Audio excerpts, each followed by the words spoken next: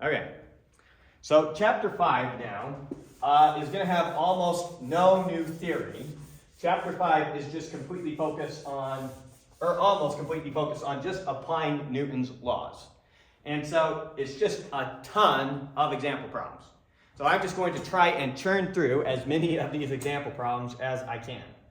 I don't know how many were in the section, but it was something like 24 or something like that example problems. Yeah, I got to like 7 before I was like, what the hell? Yeah, it's a lot of example problems, so most of them you shouldn't need any new theory to figure out how to do them. It should just be using what we did last week, solve these problems. So let's look at the first one. So in the first problem, we got a gymnast hanging from a rope. Her mass is equal to 50 inside of a gym. So here's the ceiling of the gym, here's the rope, and our gymnast, she's down here hanging on the rope. And her mass is 50 kilograms. So I was suspending. Yeah. She's just hanging there. So she's right here holding on, hanging on for dear life. Let's see, what is the gymnast's weight? The gymnast's weight is just mg. So her weight is equal to mg. G being 9.8 times 50 is 490 newtons. Correct. Okay. What force does a rope exert on her? The force is pulling up on her. If we did her free body diagram, her weight is pulling her down, and the tension in the rope is pulling her up. If she's suspended there, not moving, then obviously those forces have to cancel out. Equilibrium. Yes, it's in equilibrium, so the forces have to cancel out. So the tension in the rope is also 490 newtons. Okay, what is the tension at the top of the rope? Okay, what about up here on the rope? Same thing. So the tension up here on the rope has to pull up on the whole system, or it's being pulled down Yeah, hold on. like that from the ceiling. Also be 490 newtons. And so it's also just 490 newtons. What? Because is the rope going anywhere? No. So however much it's being pulled on, if we look at the rope, however much the ceiling is pulling up on it there, is equal to how much is being pulled on down here. Otherwise the rope will be going somewhere. Does the weight of the rope play into that at all? The weight of the rope does play into it. A rope of negligible mass, then the weight of the rope is negligible, if the mass is negligible. But the weight happens to be on there 40 newtons. Okay, so 490. All right, next one. Find the tension at each end of the rope in example 5.1 if the mass of the rope is 120 newtons. Okay, so changing up the problem here a little bit. Before we get into that, let's, well, now we can start by just doing it. So now, the top of the rope and the bottom of the rope, let's see. So we have the mass of the gymnast, maybe put G here for gymnast. That was meant to be G. And now we know the weight of the rope, WR, is equal to, said 120, right? 120, yeah. 420 newtons. Okay.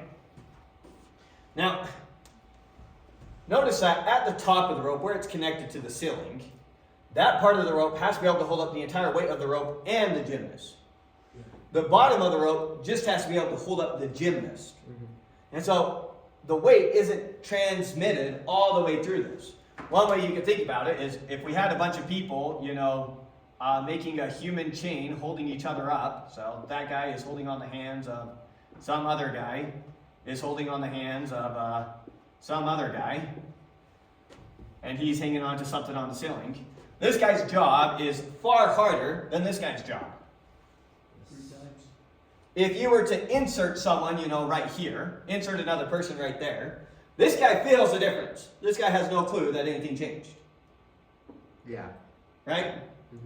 And so, there's nothing surprising that the tension now, or the force now, at the bottom of the rope, is going to be different from the force at the top.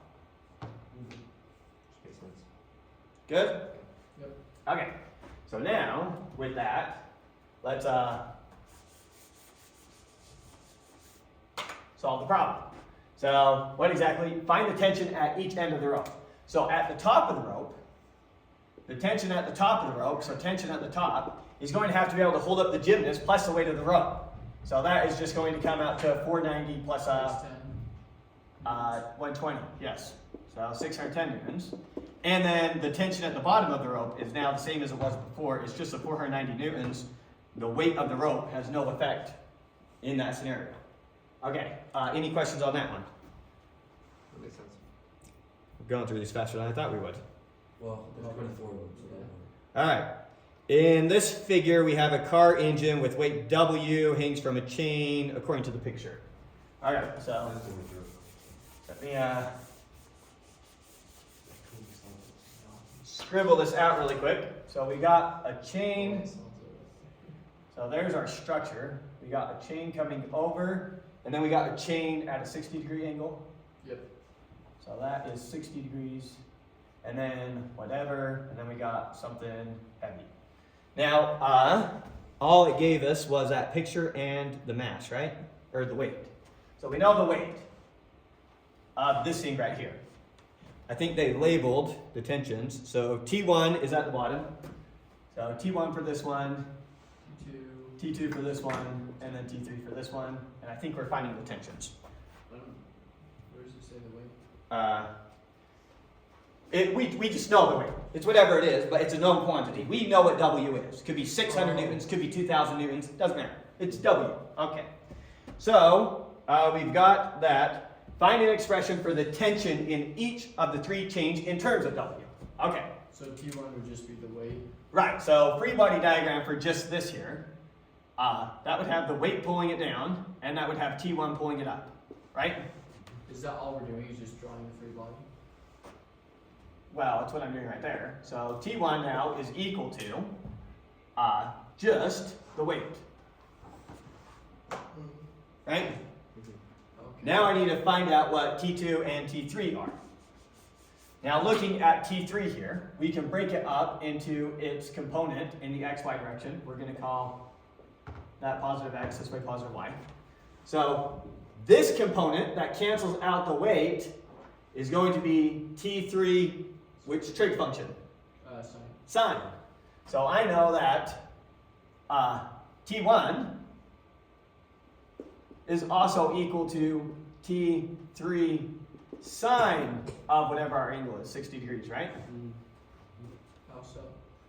That's just root 3 over 2. Our chain here, so free body diagram for our chain now, that circle is being pulled that way with T1, that way with T2, that way with T3. Yeah. It's not moving, so however much T3 is pulling it up is equal to how much T1 is pulling it down. Okay. So T3 is pulling it up this hard, T1 is pulling it down this hard, so those are equal. I could have written it this way. I could have said I could have said T3 times sine of 60 degrees minus T1 is equal to 0, and then move that to the other side, same thing. So I know that the sum of the forces in the y direction have to be 0. Now I already know what T1 is. It's W. So now, divide both sides by sine of 60. What's sine of 60? Root 3 over 2. 3 over 2. So root 3 over 2. So I'm going to get T1, that's the same thing as W, is equal to T3 times root 3 over 2, or over here I'm going to do 2 over root 3. Make sense? Okay. Now 2 over root 3, that's the same thing as 2 squared to 3 over 3, just writing it how we're used to seeing it. If all that's confusing you, we could have just did divided by sine of 60. Yeah. Maybe just keep that. We're not in math class, we don't need to keep track of the equation too well. Okay. So T3 is now equal to that. Now what's 1 over sine of 60 degrees? Yeah, it's just sine, or Well, it's going to be some number. No. You just have to figure it out. oh yeah. We need a decimal approximation is what I'm saying, so we don't want precise. You're right. We're not in math. 1.1. It's 1 point, 2. how many significant figures do we have in this problem? We have We don't, because we just have W. Oh, we have the angle. Assume it's known to 2. so it's 1.2. So this is going to be T3, we'll write it up here. T3 now is equal to 1.2 times the weight. Which makes sense. T3 is going to have more tension than T1, Yeah. right? because just one component of it has to cancel out T1, and T1 was just the weight. Yeah. Okay, now we would expect T2, whatever it is, to be smaller than T1. T2 is just doing a horizontal force, right? Right, so now T2 we know, in the x direction, however much is being pulled that way is equal to how much is being pulled that way. Yeah.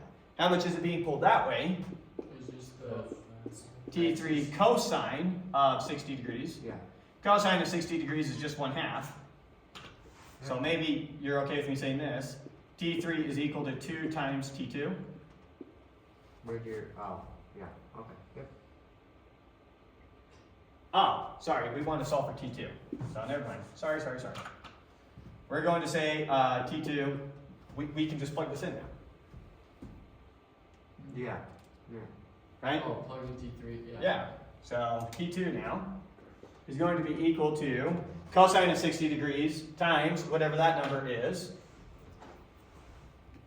So 0.5 times the number we had before, and that's going to be 0.58, right? Be careful, you only rounded when you put the number here. You don't round when you're doing your calculations. What calculation did you do? You cosine 60? I took 1 over sine of 60 Oh, and multiplied it by 1/2 and got 0.58. So this is 0.58 times the weight. So there's T1, T2, and T3. Make sense? And 0.58 and 1.2. Okay, so we did the same thing. cool. Alright, let's look at the next one. A car of weight W rests on a slanted ramp attached to a trailer. Only a cable running from the trailer to the car prevents the car from rolling off the ramp. Find the tension in the cable and the force that the ramp exerts on the car's tire. So the normal and the tension, and we know the weight. Okay. What's the weight? W? And the car is on some angle. 50. They gave us an angle? 5.4, figure 5.4. Oh, it shows us in the picture what the angle is. Yeah. So we know what the angle is, alpha. Okay, so whatever our problem is, so we've got some ramp here at some angle alpha. On the ramp, we've got our car. Oops. Whatever. It's attached to some cable pulling it up, and it's going to be fixed there. And so it's creating some tension, T, up right there, to hold the car up in place. The car's in equilibrium, meaning it has no velocity. Yeah. So our free body diagram, when I do my free body diagrams, I personally like to do my ramps in dotted lines to help me think. So here's our alpha. And now the car is right here. The car is being pulled down. The only thing we knew was its weight W, and I'm assuming the angle alpha. So those are the two things we know. So we want to find everything in terms of those. So it's going to be being pulled down here with a weight W, whatever that is. It's going to, if I can do this somewhat well, have its normal force this way. Not that big, but that way some. There's its normal force. And then it has tension this way. And there's the tension, right? Okay, on these ramp problems, it is typically a good idea to pick your XY axis along the ramp. Right. So I'm going to call that my Y direction, that my X direction. So T is perfectly in the X direction, N is perfectly in the Y direction. I'm going to break W up into that X and Y direction, into its components. So I'm going to come down here, make my right triangle right here. And so W is going to be this plus this. Make sense? Now this angle right here is going to be the exact same big as this angle right here. So you can think about it, started out like this. However much I raise this arm, if I keep them perpendicular, is how much I tilt the bottom of my arm that way. Probably better something like this and make it perpendicular to this. So as I raise my eraser, the angle I raise it at is the exact same angle that this starts tipping at. Right. How does that correlate? So this is the angle I'm tipping it at because this is my perpendicular. So that is perpendicular to that. And so as I drop my alpha to 0, that goes to 0 as this line approaches the weight. The angle between my counter normal and my weight goes to 0 as it becomes vertical. Huh. Okay. Okay? Okay. So anyways, there's our alpha. So what is this side over here going to be? Which one? What component of W is this side? Oh. Cosine. Yes, because it's one adjacent. Yeah. So this is going to be W cosine of alpha, How is that? We got it. adjacent to our angle. And then this one's obviously W times sine of alpha. Right. Okay, so there's everything in play. Now we're in equilibrium. So the tension is perfectly canceling out W sine of alpha. And the normal is perfectly canceling out W cosine of alpha. So our normal is, in its magnitude, is just going to be equal to W times cosine of alpha. And our tension is just going to be equal to W times sine of alpha. Which those were our two known quantities. And I think that's what we were after, right? The force. Tension and normal. Yeah, so What is that? tension and normal. How does that give you, like, if it's sitting on a ramp going down, it seems there. It's not going down. It's attached to some hooked place. I'm saying the force is taking it down. How is that even equal to the Y? The force isn't taking it down. So gravity is trying to make it go off the ramp. Yeah. Because So the that's force a of gravity. The- is down. Cable that's hooked to is holding it on the ramp. Let's How is it equal to let's look at their picture instead of mine. So you got the car on a chain hooked up to some trailer.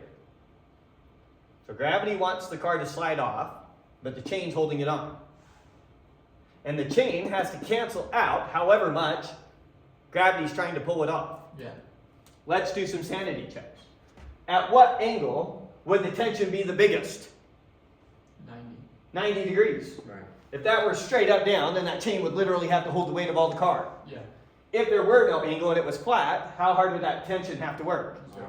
0. So if you plug in 0, the tension is nothing. If you plug in 90 degrees, your tension is the weight of the car. Okay, That's, okay, yeah, I should do a better job of that. Let's make sense of the equations and make sure that they make sense with the physical scenario. Okay, any other questions on that one? Okay. Oh, here's the 15 next time. Blocks of granite are to be hauled up some slope out of a quarry, and the dirt is dumped into some bucket to haul them up. Okay, there's our picture. How must weight 1 and weight 2 be related in order for the system to move with constant speed? So constant speed, we're in equilibrium. And there's our picture. Which one's weight 1, which one's weight 2? See if you can figure that out while I scribble this up. Weight 2 is the bucket, weight 1 is the Weight 2 is the bucket, okay. So we've got some ramp here at some angle. And we've got some weight, some big block weight here with W1. And it's going to be attached to some pulley. Now pulleys only change the direction of forces. They don't change. Right. They don't change anything else. So then we got this attached to some bucket here. Do double pulleys change the force rating? Sorry, what? Does a double pulley change the force? No. No. A double pulley makes it easier to lift though. In terms of the force you have to apply. It does. Yes. Okay. We'll have a lot to say about pulleys in a second, or in a little bit, but roughly every pulley I use, if I'm just lifting it straight in the air, cuts the weight in half after the first pulley. So if I have a system with just one pulley and I try to lift you, I have to count out your exact weight. If I do a 2-pulley system, then I only have to lift half your weight. But the trade-off there is I'm going to have to pull the rope twice as far to lift you the same distance. And if I had 100 pulleys, I only have to lift 100 your weight, but I have to pull it 100 times as far. And so with enough pulleys, and assuming you have something you can anchor to, you can lift just about anything. Assuming you have the length. That's how Archimedes, when Syracuse was holding off against the Romans, he built devices to grab on the front of their ships and then pulley them up out of the water and lift them vertically. That's cool. They did that. Yes. So pulleys make life sweet, but in the meantime for us, the pulley is just changing the direction. So the direction of motion is this direction, and it's a one-dimensional problem, and that's how we're going to think about it. We're not going to try and break this up into 2 dimensions. Oh, okay. Okay, now, so we know weight 1 and weight 2. We know our angle theta, and what we're looking for is how weight 1 and weight 2 are related to each other. Okay. That angle theta is 15 degrees, by the way. Okay, yeah, we'll plug it in at the end. But. Okay. So I basically have this bucket here, and I put just enough dirt in that bucket so that this now moves up the ramp with constant velocity. Okay. And so when we draw the free body diagram of this block, it's going to be in equilibrium. The forces are perfectly canceled out. Remember, equilibrium means that your velocity is constant, not necessarily zero. Right. Okay, so free body diagram for our slab over here, W1. And again, I always like to just do dotted lines to help me think about it. So here's our angle, whatever it is. We got our block right here. It's being pulled straight down with W2, whatever that is. Now, it's going to have tension in the rope pulling it this way. W2 is in gravity, weight. It's the weight, oh sorry, W1, thank you. W1, the weight of the block. Pulling it down. And then there's going to be tension in the rope pulling it up along the ramp. Right? Is there anything else acting on it? The normal force? The normal force, good. So then we also have our normal force pointing vertically up, sorry. What was the Sorry. normal force again? Just the reaction? The normal force is how hard the floor is pushing on me. So, okay, so just the reaction of whatever. Okay, so there are all the forces acting on this. Again, I'm going to call this my XY direction along the ramp. And so this, once again, sorry, I should put the W on the other side, W1. This, once again, we're going to break into its component perpendicular to the ramp, and along the ramp, it's going to give us our right triangle. This is going to be theta. Once again, down here is going to be W1 times sine of theta, and over here is going to be W1 times cosine of theta. Exact same thinking as before, right? Yep. And so just like before, W1 cosine theta perfectly cancels out the normal force. So the normal force is equal to W1 times cosine of theta. And our tension now is going to be perfectly equal to W times sine of theta. The tension is pulling just enough to counter out how much gravity is trying to make it slide down the ramp. So it's in equilibrium. Make sense? Okay, so now we were trying to relate W1 to W2. So I need an equation with W2. Well, whatever the tension is pulling on it right here is exactly the same as the tension pulling on this bucket right here. Right? And for this bucket, its free body diagram, it has tension pulling it up, and it has its weight, W2, pulling it down. Pretty simple. And since it's in equilibrium, moving with constant velocity, those are perfectly equal. So tension is the exact same thing as W2. With me? So how are W1 and W2 related? They're related by sine of theta. Okay. So sine of 15 degrees comes out to whatever it comes out to. 0.26 if we do it that way. Not missing anyone, but will you take that projector down to the office with you? Someone left it in here. Thanks. Anyways, so that comes out to 0.26, and so W2 here is going to be 0.26 or 26% of whatever W1 was. In the case where we had 15 degrees. So if you put 15 degrees in there and say that this block right here weighs 10,000 pounds, then you only need to put 2,600 pounds of sand in here to get it to go up the ramp. at that angle. Can we figure out the speed that's going at? That would depend on other things. That would depend, for example, on the masses. We need the masses to get the accelerations.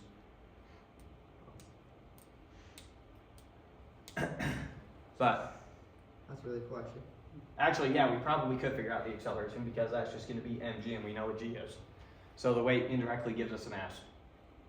But whatever it is, so notice that you don't need as much weight to lift that object up the ramp as the object itself. You can actually use less weight to still lift a heavier object and get it all the way up the ramp. And that's a pulley. Do we have that number? And that's a pulley. Well, in this case, it would be 26%. Is that So if you are sitting there and you got to push a fridge up to your doorstep, which is going to be elevated, and you built a completely frictionless ramp, so it's nice and made out of ice at 15 degrees. You say, I don't want to do the work. You tie a rope around the fridge. You get something that weighs basically 1/4 of what it weighs. Hang on the rope on the other end and let that pull it up the ramp for you. Not well. To keep your job easy. Just find a frictionless surface. I'll definitely do that next. And we just rough. Well, you find that frictionless surface, you'll be rich. Isn't that why like superconducting forces are basically? Yeah, you can get it with superconductors. Cool. So one day we might have superconducting bullet trains. Okay, so there was that one. Next one, we got ourselves an ice boat.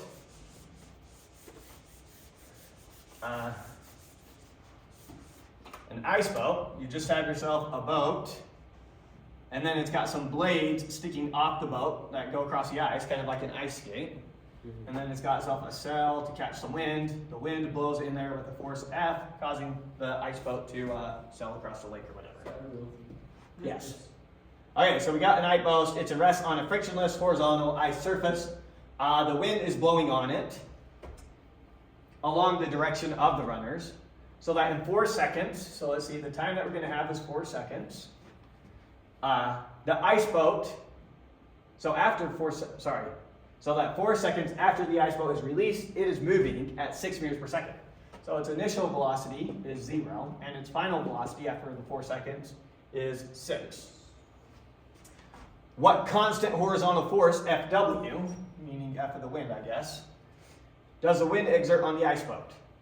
The combined mass of the ice boat and the riders is 200 kilograms. So we know our mass is 200 kilograms. All right, so we got everything that we know here. We are looking for Acceleration times mass times. what constant horizontal force? Okay, so we're looking for this. We don't know what this is. All we know is how the speed changed in 4 seconds and the weight of our boat. So figure out acceleration. So figure out acceleration and then use that to figure out force times mass equals acceleration. Oh, Or sorry, mass times acceleration equals force. Okay, so let's go ahead and use our kinematic equation. We're going to use A is equal to V naught plus VT. okay. Because we know all those values and we're looking for A. And so we plug it in here. V naught is 0, V is 6, and T is 4. And so A is just equal to 24 meters per second squared. Yep. That make sense?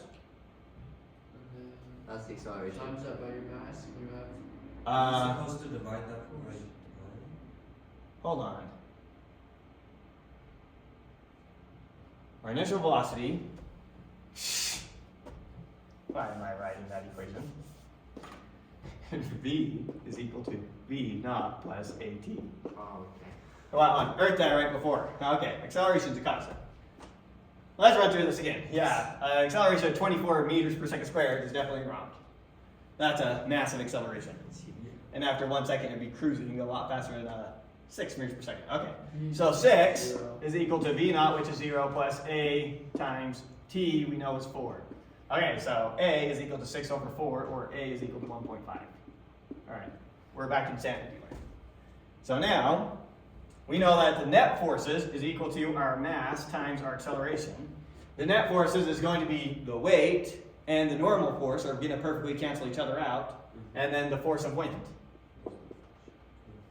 The other two forces added up to 0. So 300. And so our mass is 200, our acceleration is 1.5, so Fw is equal to 300 newtons.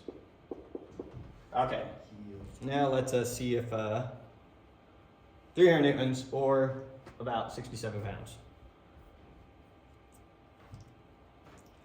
Okay, next one. Suppose a constant horizontal friction force with magnitude 100 newtons opposes the motion of the ice boat from the previous example. In this case, what is F of W? Okay, so now what if we had a force of friction, F, pushing on it that way, where our force of friction is equal to 100 newtons? Right? Well, now, Fw plus or minus our force of friction, minus F, still has to give us our mass times our acceleration. So our mass times our acceleration is still 300. And so this has to add up to 300 if we're still accelerating at 1.5 meters per second squared with the same boat, which has a mass of 200. Are we finding friction here? They gave us the friction. They said the friction is 100 newtons. Oh, so what are we looking for? So we're looking for the new force that the wind would have to exert now, in this case, Oh, to keep us moving 1.5? at 1.5 meters per second squared. So just reverse the process. And so, well, we're just going to add 100 newtons to whatever our previous answer was. And so now what minus 100 equals 300, and the answer is 400. So in that case, the force of wind would just have to be 400 newtons. What? This is a really simple problem. That was not simple. So if the ice is completely frictionless, Yeah. to accelerate at 1.5 meters per second squared, we need 300 newtons of wind. If the ice now pushes back with 100 newtons, and we want to go at the same speed, we now need 400 newtons of wind. So our net force is still 300 newtons. As long as our net force is 300 newtons, that's our acceleration. Okay. Problem with an elevator. Okay, so we're going to have an elevator, and it's going to have some cable attached to the top, creating tension. So here's our elevator. It's got some cable here, and the cable is going to pull on it with some tension up. We know the mass of our elevator. So an elevator and its load have a combined mass of 800 kilograms. The elevator is initially moving downwards. Let's go ahead and call the up direction Ry. So it's moving downwards at 10.0 meters per second squared. So our initial velocity is minus 10 meters per second squared. It slows to a stop, so our final velocity is 0. It slows to a stop with a constant acceleration in a distance of 25 meters. So I'm going to call where it started when it began to slow down, 0. And so where it ends by the time it stopped is negative 25. So y naught is 0, and y is equal to negative 25. Are you just asking for the tension in the cable? And what is the tension T in the cable? Okay, yeah, so what tension produces this deceleration? Right, so the elevator was going down at 10 meters per second, slowed, and came to a stop after 25 meters. What tension, what force should we have to apply upwards to get to come to that stop in that amount of time and that amount of distance? So using this information right here, I need to come up with the acceleration. And mass. Oh, acceleration, yeah. First, the acceleration. Once we get the acceleration, we'll then use the mass to go ahead and figure out what the tension is. Just mass times acceleration. No, but we'll get to that piece when we get to it. First, let's find the acceleration. So, getting our acceleration here, let's see, we know our displacement, we know our initial velocity, and we know our final velocity. So we're going to use v squared equals v naught squared plus 2 times a times y minus y naught. And hopefully I didn't write it crazy this time. Okay, so our final velocity is 0. Our initial velocity is 10. So 0 is going to equal 100 plus 2a times y minus y naught is going to be minus 25. No, we plus do that. Our final position minus our initial position. Oh. Always minus, our displacement is minus 25 meters, meaning we went down 25 meters. Okay. Now, obviously, what does A then have to be? 75. 2. 2. 2.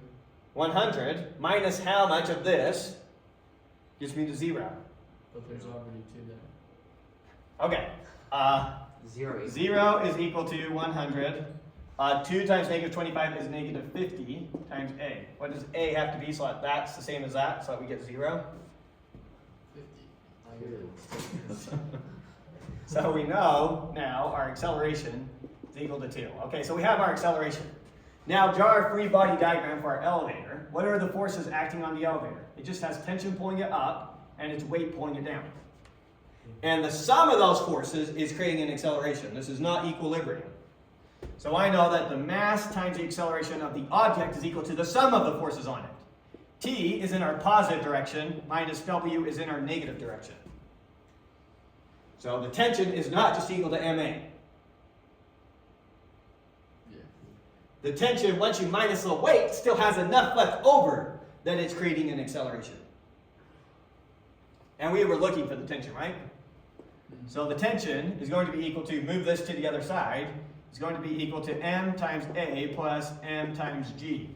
Or in other words, tension, factor out the M, is going to be M times, I'm going to write as G plus A. There's our tension.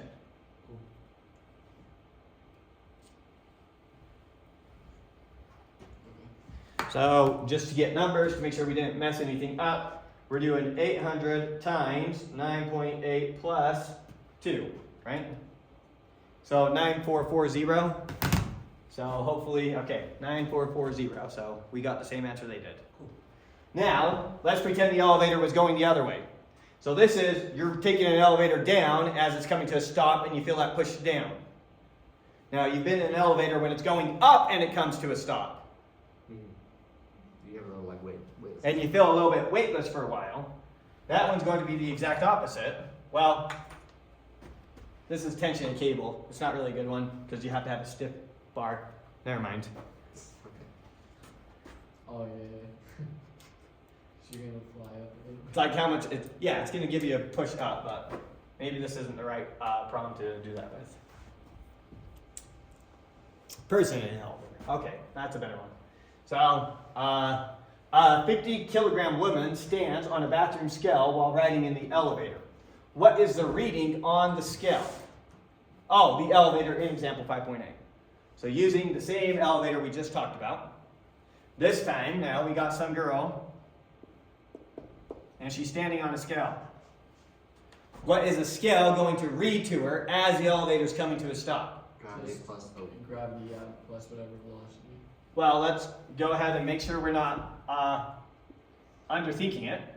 Free body diagram for the girl. She has a normal force, how hard the scale's pushing on her, and she has her weight pulling her down. Good. And her mass times her acceleration has to be equal to the normal force minus the weight. That's 0. The normal force is what the scale's reading, so we're looking for what M says. N is going to be equal to, move this to the other side, MA plus W. You with me? How is the normal force? W is the same thing as mg. Sorry, what? How is the normal force what the scale is reading? What the scale reads how hard you push on it or how hard it pushes on you. That's the same thing. Okay. We're doing a free body diagram for the girl, so we don't care how hard she pushes on the scale. We care how hard the scale pushes on her. But that's the reading for the scale. Okay. Or, in other words, factor it out, and it's going to be M times G plus A. Same as before. So it makes no difference. It's just now the mass of the girl rather than the mass of the elevator. And so her mass, or her reading, is going to be 50 times 9.8 plus 2, or 590 newtons. 490. Oh, 490 is just her weight. 590. Okay, there it is. Couldn't you have just... Now, for hers, let's now look at the other example. Now think about it when the elevator was going up instead and coming to a stop. Now your acceleration is in the opposite direction. And so that only switches this to a minus, everything else stays the same. Right. And so now her weight is going to feel a little bit less. And so in that case, her weight would have been 390 newtons. So her weight is 490 newtons.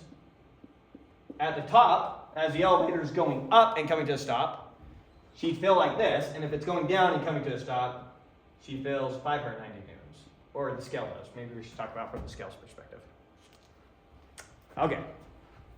And isn't M subtract W 0? N, N, sorry. N. subtract W, 0? No, that's what we're saying. You're N saying- is how hard the scale pushes on her. W is her weight. Oh. So sometimes the scale pushes harder on you than your actual weight. This happens all the time. You go jump on your bathroom scale. The weight shoots up at first, or the reading shoots up at first, because it's got to de-accelerate you. And then after you've been de-accelerated, then it normalizes back out. Right, but in this problem, you're accelerating. Yeah, so in this problem, it's like when you jump on the bathroom scale. Yeah. And so it's getting a reading while you're accelerating versus just a reading while you're in equilibrium. Okay. Next one. Let's say you and your friends, you're out riding a toboggan down a hill. Your guys' total weight is W. It's going to be a frictionless hill at some angle alpha. What is the acceleration? Okay. Just the Y value. Just W sine theta. Yeah, you could probably already see it. It's just going to be W sine of alpha. Or alpha. We've already done that. Okay, yep, that's very similar to the other one. Did you all just see that it's W sine of alpha? Don't even have to think about it. That makes sense. It's the same as the car tension. Yep, it's the same as the car tension problem. So, oh, but we're looking for an expression for acceleration. So let's go ahead and do this. But it's going to be pretty close to you guys, I think. Okay, so we're going down a hill, some angle alpha. There it is. Here you and your friends are. You're all shaped like a box. And we know the weight W that you guys have, right? Mm-hmm. So draw our free body diagram. I always like to do dotted lines for the physical scenario. Help me think. There's alpha. Here you are. You're being pulled down with weight W. Let's see. I'll draw my triangle that way, so I'll put the W this side. You can have a normal force. And that's all the forces acting on you. Right? Break this one up into its components. Make our right triangle right there. This right here, once again, is going to be alpha. This one down here is going to be W times sine of alpha. And this one over here is going to be W times cosine of alpha. Yeah. Good so far? W sine of alpha is what's making you go down the hill.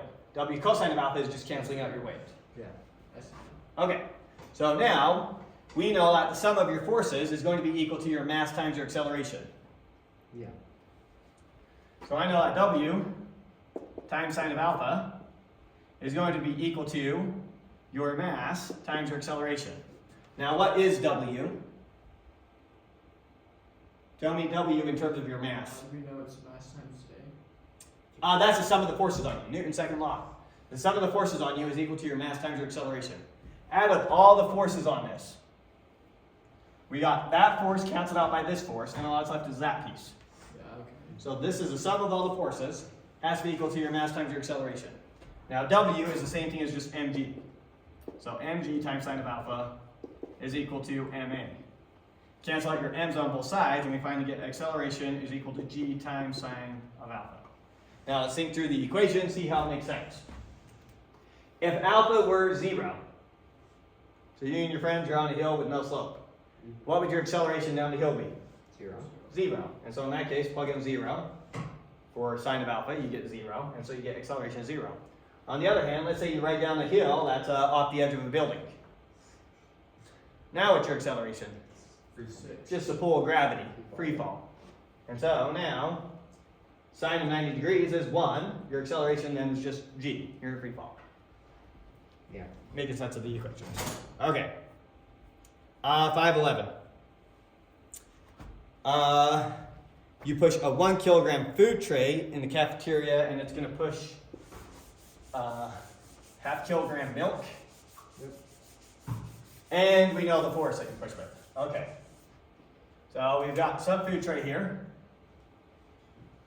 Mass of the food tray is 1 kilogram. And it's up against a milk carton that it's pushing, which is 0.5 kilograms. We won't bother writing the kilograms. And you are over here pushing on it with a force F equal to 9 newtons, right? I assume it wants the acceleration. Yeah. Super greasy surface, so no friction. Now find the acceleration. Okay, so what is the net force acting on the system? 9 newtons, and that has to be equal to the mass of the system, which is 1.5 times the acceleration. 1.5 divided by 9. So the acceleration then is just equal to Yeah. 6 meters per second squared, right? So again, it's sliding pretty quick. Okay. Now that was the acceleration of the tray and the horizontal force exerted on the tray the tray exerts on the carton. Okay, so now looking at this from just the carton's perspective. So you just take away the 0.5, so it's just 1. So it's 9. How hard does the tray push on the carton? Yes, so you just subtract 0.5 on the mass. Well, from the carton's perspective, draw its free body diagram. It's feeling a force F that way of however hard the tray's pushing on it. And the force of the tray has to be equal to the mass times the acceleration of this thing. Yeah. Oh, so What's the mass of this thing? 0.5. How fast is it accelerating? 6 meters per second. 6. What's 0.5 times 6? 3. 3 newtons. So I'm pushing on the whole system with 9 newtons, but the tray is only pushing on the milk with 3 newtons. You can think about it as 6 newtons are eaten up pushing the tray, with 3 newtons going towards accelerating the milk cart. Right. Yeah. We kind of did an example like that last time, with just 2 masses in general. We didn't bother giving them specific weights. That make sense? yeah. Okay.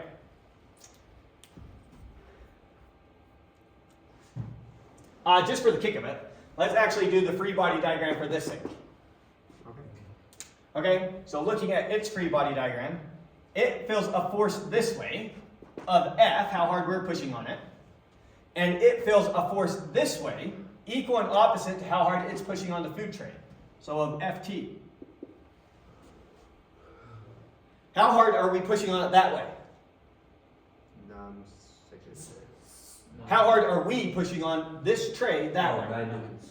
How hard is it pushing on the milk? 3 newtons. 3 newtons. So the milk's pushing on it with 3 newtons. So the net newtons, so F Okay, right. minus Ft is equal to 6 Yeah. newtons. And so what's the acceleration of this then? If the net force on it is 6 newtons and it weighs 1 kilogram, then the net acceleration on it is going to be 6 meters per second squared. Sure. Right. The math, it should come out the same. Yeah. Okay. Next one. Oh, sorry, didn't need to read that there. Let's see. So we've got an air track glider, so it's going to be frictionless. Has some mass M1 and some mass M2 trying to pull it off of the table. So, got some table.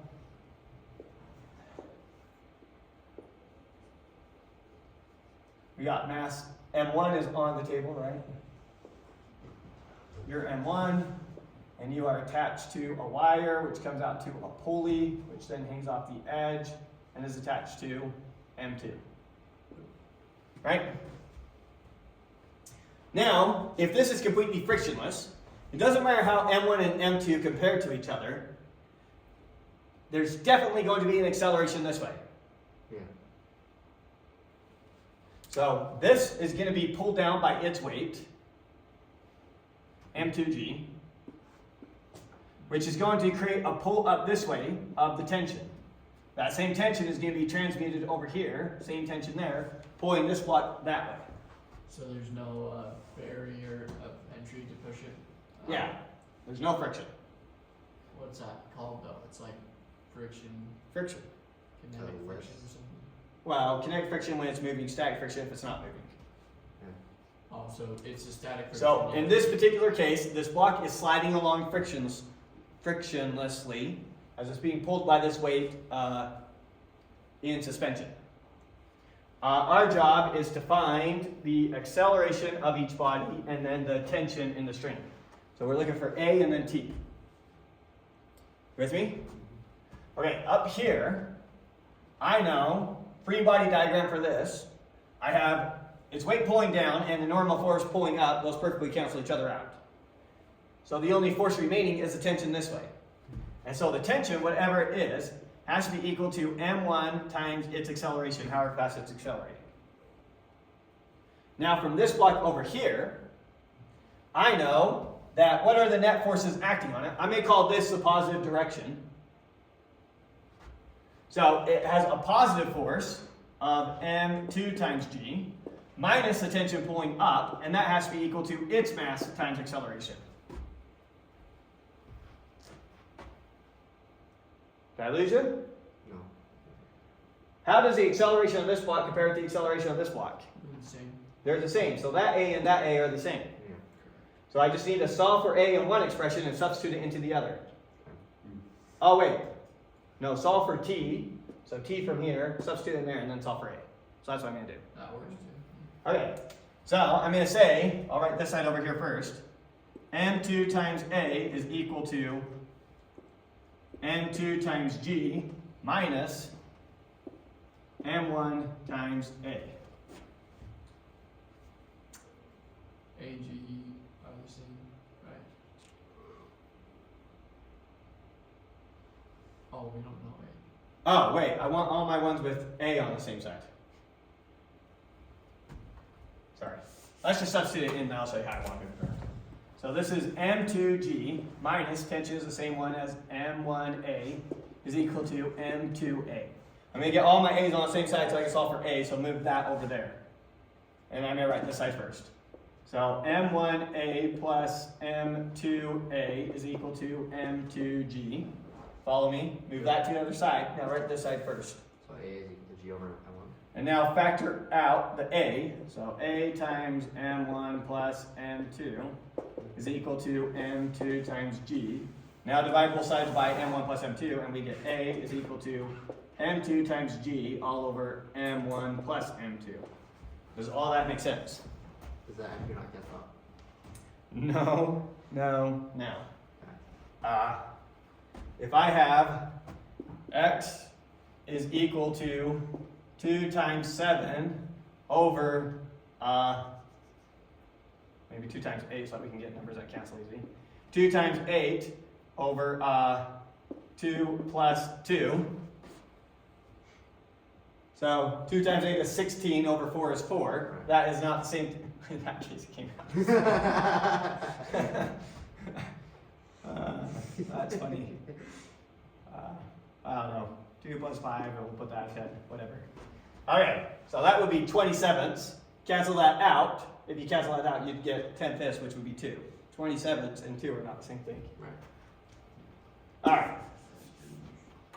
Anyways, no, you cannot cancel out M2 top and bottom. You need to factor in M2 out of the bottom, then you can cancel out top and bottom. That's not what your example showed. What? Oh, my example, where I messed up, or where it happened to work. Okay, anyways, there's the acceleration. We were also looking for, I dragged it, and the tension. Okay, what's the tension now? Now we have the acceleration, let's find the tension. The tension is just the acceleration times m1. So the tension is just equal to m1 times m2 times a, all over m1 plus m2. With me? Let's make these equations make sense really quick. So what would happen in the limit as m1 goes to 0? What is our tension going to be equal to? Just think about it intuitively. As m1 approaches 0, The tension. how much does this weigh? 0. 0. So what's going to happen to m2? Gonna fall past. It's just going to fall at free fall. So m2's acceleration should just be g, and our tension should be 0. So in that case, we would expect tension to equal 0 and acceleration to just equal g. So let's come and look at our equations. Our acceleration, if m1 goes to 0, then we get m2 times g over m2, which is just g. Yeah. And the tension, as m1 goes to 0, obviously the tension goes to 0. Let's look at what happens in the case where m2 goes to 0. What would we expect to happen tension-wise if suddenly there was no weight here? It would stop. Well, if we set the system to begin with. I say, okay, we got this, we got our cable, now stick 0 weight on there and let's see what happens. Right. Nothing happens. Okay. So we would expect the tension to be 0, and we would expect the acceleration to be 0, as m2 goes to 0. Let's check that. As m2 goes to 0, acceleration goes to 0. And as m2 goes to 0, tension goes to 0. So just making sense of it with our picture, guessing what should have happened, and the math confirming that for us. Good? Okay. Finally ready for new material. Did a bunch of examples. You roasted, or are you ready to keep going? Take a break. Ready to take a break? Yes, that's fine. Need some water. Okay. So, new material for today. Not too much, should be pretty easy, but we'll see how it goes. So, the first concept that we got introduced to you is frictional forces. A frictional force. Now, what is a frictional force? If I take some box on the floor and I have to drag it and push on that box, it's much different if it's on the floor than if it's on like a slick piece of ice, Yeah. for example. And so friction is how it's resisting you. So the way that we're going to calculate, we're going to talk about two types of friction. We're going to talk about kinetic friction and static friction. Kinetic friction is going to be the friction involved with you actually pushing the object. Static friction is when you're going to be pushing on the object but it's not moving. So if I'm sliding a box, that's static friction. If I'm pushing against this wall, that is, or sorry, I said that backwards. Kinetic, sliding the box. Static friction is me pushing against this wall, and it's not moving. Or me pushing against this bookshelf. It's not moving. Even though there is some force of friction pushing back on me, because I'm pushing on it. Right. Otherwise it would be moving. So It's pushing you. that's static friction, kinetic friction when you're moving. Why do we call them two different things? Because they are two different things. Kinetic friction is the friction when there's movement, hence kinetic friction. And static friction is the friction when there's no movement, hence static friction. Now, we'll start with kinetic friction. Kinetic friction, the way that we calculate it, we'll use fancy F sub k for kinetic friction. It's a force. It's always a force, so it's going to be in terms of newtons. It is going to be equal to some constant times your normal force, how hard the ground is pushing on you. Is that mu sub k? Yeah. Yeah, so that's a mu sub k, and it's just going to be a constant. So a kinetic frictional force, how much friction you experience sliding a box, depends upon, one, the actual material you're sliding that box across. And that's what the mu sub k comes in here. High mu sub k means it's a material that's really hard to slide across. There's a lot of friction. Low mu sub k means it's a really smooth, easy to glide across material. What is the actual unit of the measurement? Mu sub k is dimensionless, it's just a constant. Because the normal force is newtons. Newtons equals a constant times newtons. So So it doesn't have units on How it. do you find the mu sub k for a given material? We'll come up with how to do that. Okay. And what these things mean. Okay. So,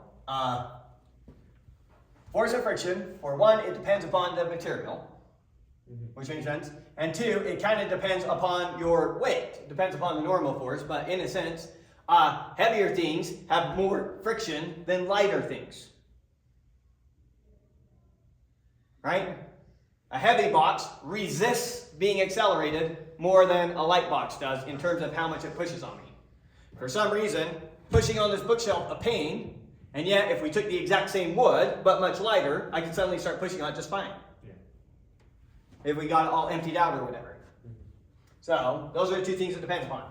The actual materials, that gives us the constant, and then the weight of the thing, or how hard the floor is pushing on the thing. Against it? Against it. How hard it's making contact with the surface. That's a better way of saying it. Now, always and forever, friction opposes your direction of motion. Right? I'm sliding a box along this way and friction's pushing this way, and I can say, fine, friction, have your way.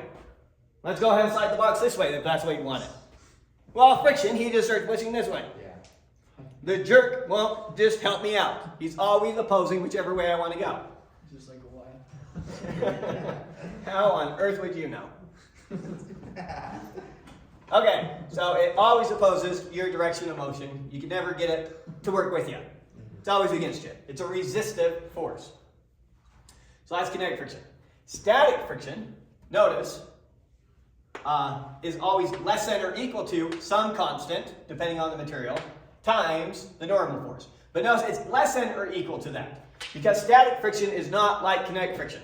Once I start sliding a box along, it pushes back on me the same no matter what. But it's easier. I can slow down, speed up, as long as I keep it moving, that friction's the same. On the other hand, static friction is not a fixed quantity. Right now, there's no static friction on this bookshelf. Kinetic friction, you mean? Or There's no static and there's no kinetic. If we did the free body diagram for this bookshelf, it has its weight pulling it down and the normal force pushing it up. there's static friction on it. No, That's what you're trying to overcome. there is no static friction on it. Right now, the free body diagram for that bookshelf looks like this. Boop, boop. Normal force, its weight. Yeah, but Now I come along and I push on it with my finger here. So now I'm pushing on it this way with the small force F.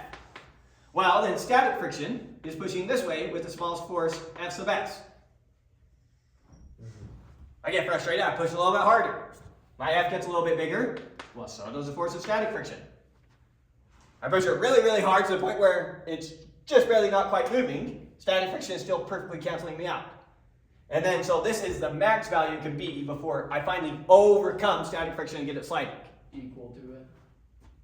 Yeah, it It won't can move. at most be this value. So that's what we mean by mu sub s.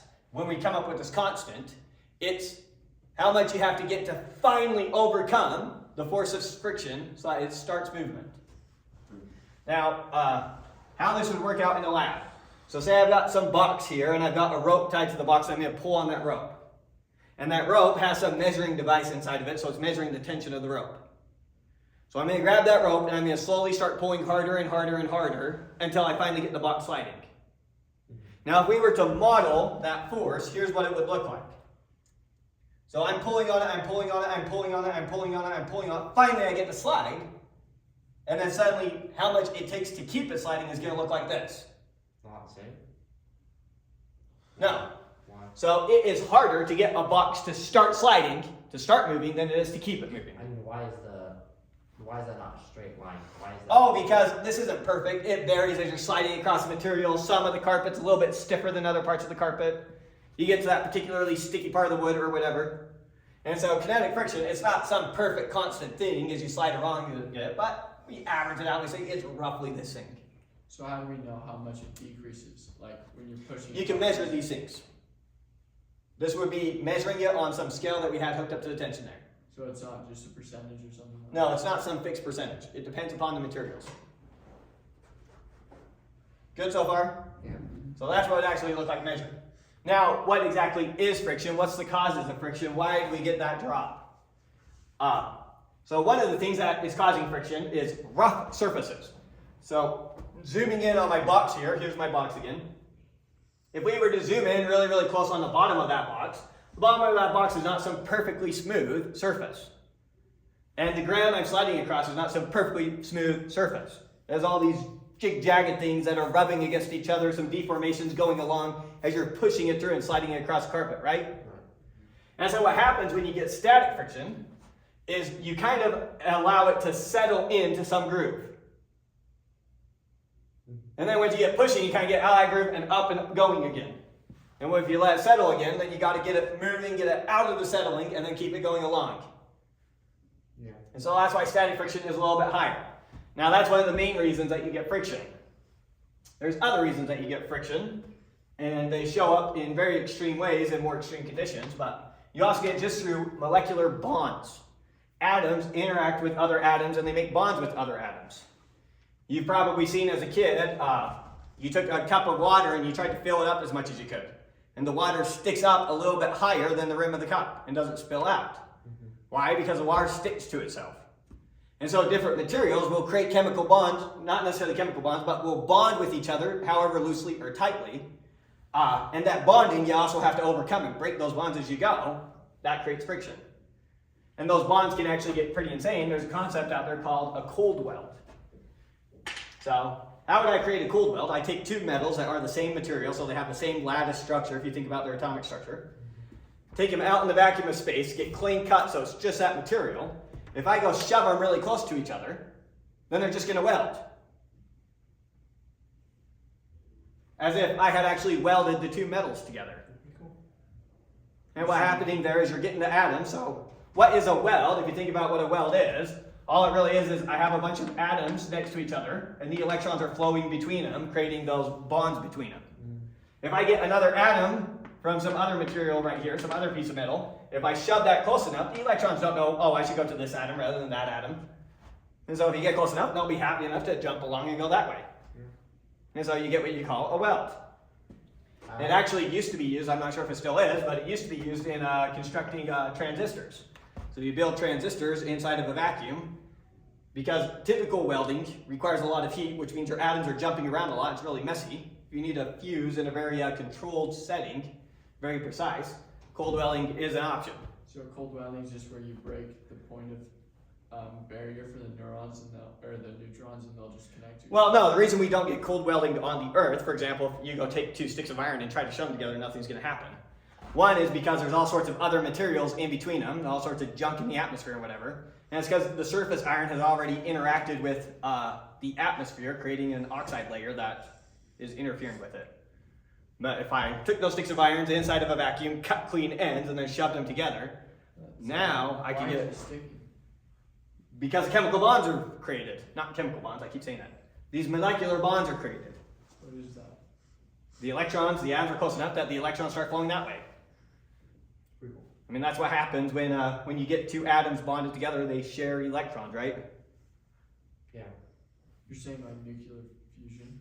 Not fusion. We're not fusing atoms together to make new atoms. We're taking atoms and hooking them together. So a carbon chain is 6 carbon atoms, not fused together, but bonded together. Interesting. Fusion is when you make one big atom out of them. Is that chemistry or physics? Chemistry is just part of physics. Everything ultimately comes under the physics umbrella. Can't get away from it if you're doing science. I'm saying, is that something I need to worry about or not? No, you don't need to really know that. That was kind of a sidetrack thing. Anyways, so that's what causes friction. Okay, so very complicated what's going on. We're going to symbolize what's going on with just a simple constant. And we can say with this material, friction seems to roughly have this coefficient. Okay, so that's going to be it for friction. Now we're going to talk about fluid resistance, in particular air resistance. But when an object moves through a fluid, the fluid pushes back on the object. Our atmosphere is an example of a fluid. Water is also an example of a fluid. If you're in a car and you stick your hand out the window and the car is driving slow, you feel a small force back on your hand. If the car is driving really fast, the fluid pushes against your hand a lot. The air? The air. The atmosphere is an example of a fluid, and the ocean is an example of a fluid. So if you were also in a submarine going along and could somehow stick your hand out the window without the water going in. Oh, fluid is different than liquid, right? Yeah. Fluid is just... Gas can be a fluid and a liquid can be a fluid. I remember it changes shape. It just has the properties of a fluid, but we'll do a whole chapter called fluid mechanics. So we'll have a lot to say about fluids. Okay, cool. Okay. Okay. For the meantime, yes, the air, the atmosphere counts as a fluid.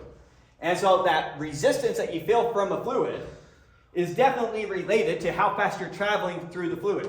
The faster I'm traveling through the fluid, the more it pushes back on me. The more it's trying to stop me from traveling through the fluid. Does that make sense?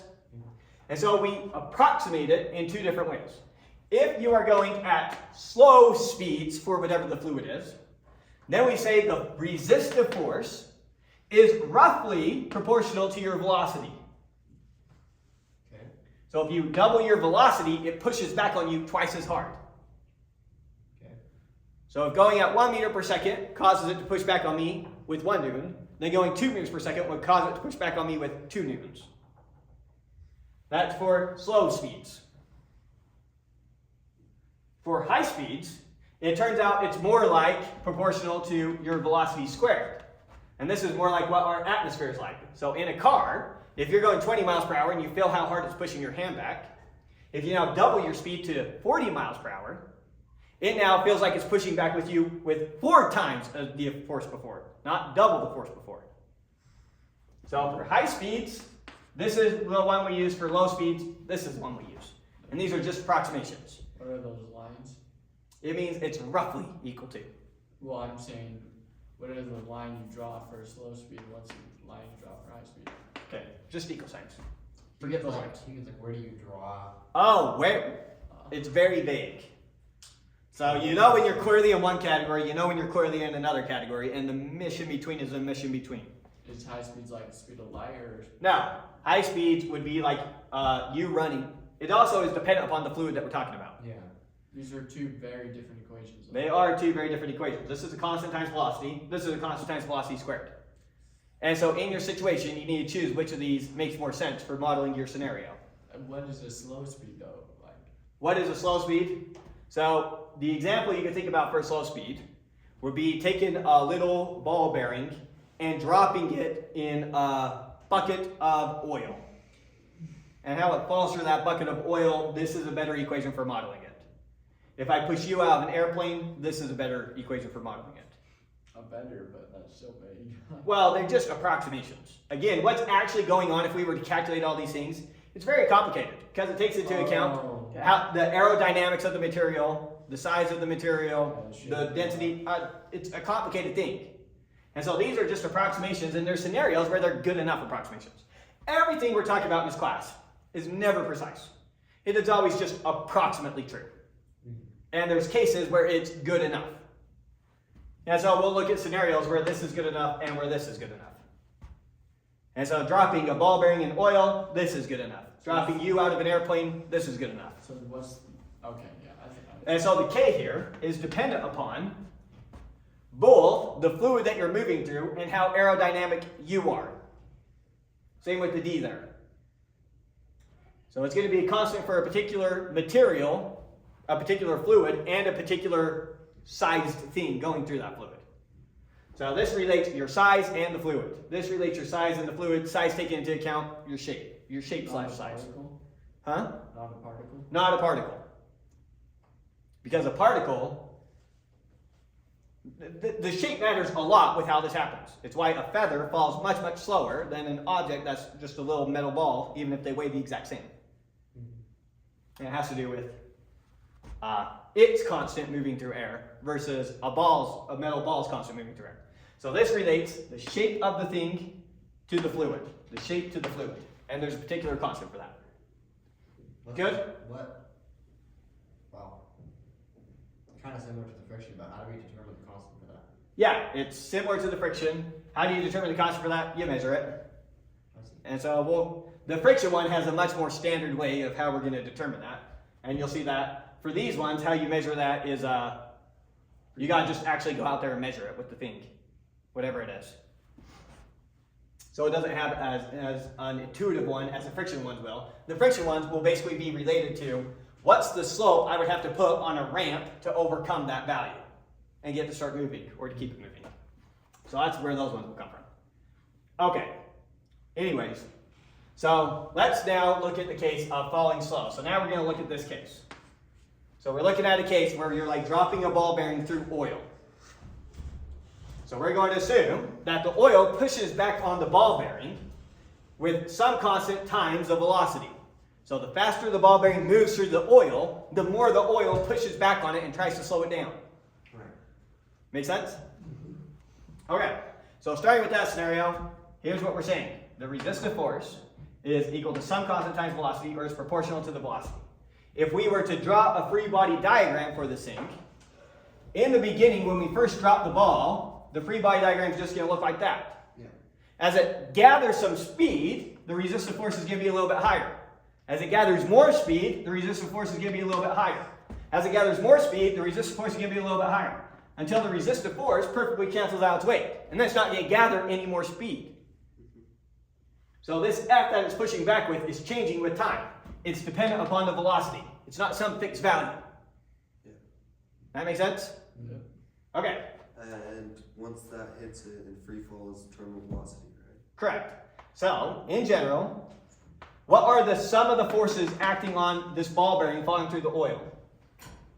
The sum of the forces is its weight pulling it down minus the resistive force pushing it up. Yeah. And the sum of the forces is always equal to its mass times its acceleration. So I'm going to get rid of that, and we're just going to think about it this way. The sum of the forces is equal to the mass times the acceleration of that ball bearing, whatever it is. Yeah. Some ball bearing mass m falling through the oil. Good so far? Now, like I said, the resistive force gets bigger and bigger the faster we fall. Eventually, the resistive force is perfectly equal to its weight. And if the forces are equal, then the object is in Static. equilibrium. In equilibrium, then the velocity is Zero. Not Constant. constant. constant. The acceleration is 0, the velocity is constant. Yeah. And so it's going to speed up and speed up and speed up until it reaches some max speed. Because as it speeds up, the resistive force pushes back on it. Eventually the accelerations are perfectly canceled out when it reaches some max speed, which we call its terminal velocity. So it reaches its max speed when its acceleration is 0. Right? Mm-hmm. So if the acceleration is 0, then W minus F have to be 0. They perfectly cancel each other out. The velocity that happens at, we call velocity the terminal velocity. So that happens when work minus k times velocity, the resistive force, is equal to 0. That's work now, not weight. Sorry. Weight, not work. Nothing to do with work. That's Later. next week. Okay, so this is just this equation when it's equal to 0. And the velocity that makes that equal to 0 is what we call the terminal velocity. So solving for the terminal velocity, here it is. You just take the mass times gravity divided by whatever that constant is, and you can find the terminal velocity that some ball bearing will fall through the oil, the fastest it will fall. Make sense so far? Mm-hmm. Okay, now what we want to come up with are its equations of motion as it moves. I want to come up with an equation for its position as a function of time, an equation for its velocity as a function of time, and an equation for its acceleration as a function of time. The same way we did for an object in free fall when we ignored any resistive force. Now we're going to add a resistive force and look at objects in free fall. You with me? Okay, so let's come up with those equations. Once again, mass times acceleration equals weight minus the resistive force. Mass times acceleration equals weight minus the resistive force. KV. KV is our resistive force. So I just rewrote this equation right here, flipped around. You with me? Okay, now here are your differential equations that you know and love, and you know how to solve that. It's what we call a separable differential equation. Yeah.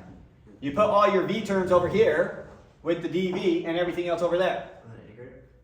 and then integrate it. Our problem is we can't get our v over here. You might say plus kv to both sides, but now my v term isn't multiplied by dv, and so I can't integrate it. I somehow need the dv multiplied by the v term. And so the only way to do that is I need to somehow rewrite this side so I can factor it. And then I can divide both sides by the v term and have it associated with this. Moving this over to there doesn't do anything for me. Okay. So we need to come up with some clever way to try and factor this thing. Here's the cleverness. What is mg equal to? Look at this equation. What is mg equal to looking at this equation? VK. K times Vt. So mg we can replace with K times Vt. Okay. And then this term is still right there. That was a time sign, not or anything like that. And now notice you can factor K out of both those. And so we did it. We took our difference and we wrote it as a product. So now I have this is equal to that. Now I can divide both sides by the Vt minus V to get it over here, and divide both sides by the M to get it over here. So that turns into this. How'd your dt move? Oh yeah, move the dt to the other side, multiply both sides by dt. That's what you want to do so you can integrate both sides. So the dt goes over there, so there it is. The vt minus v, divide both sides by that, so there it is. The m, divide both sides by that, so there it is. And the k is still there. You follow all that?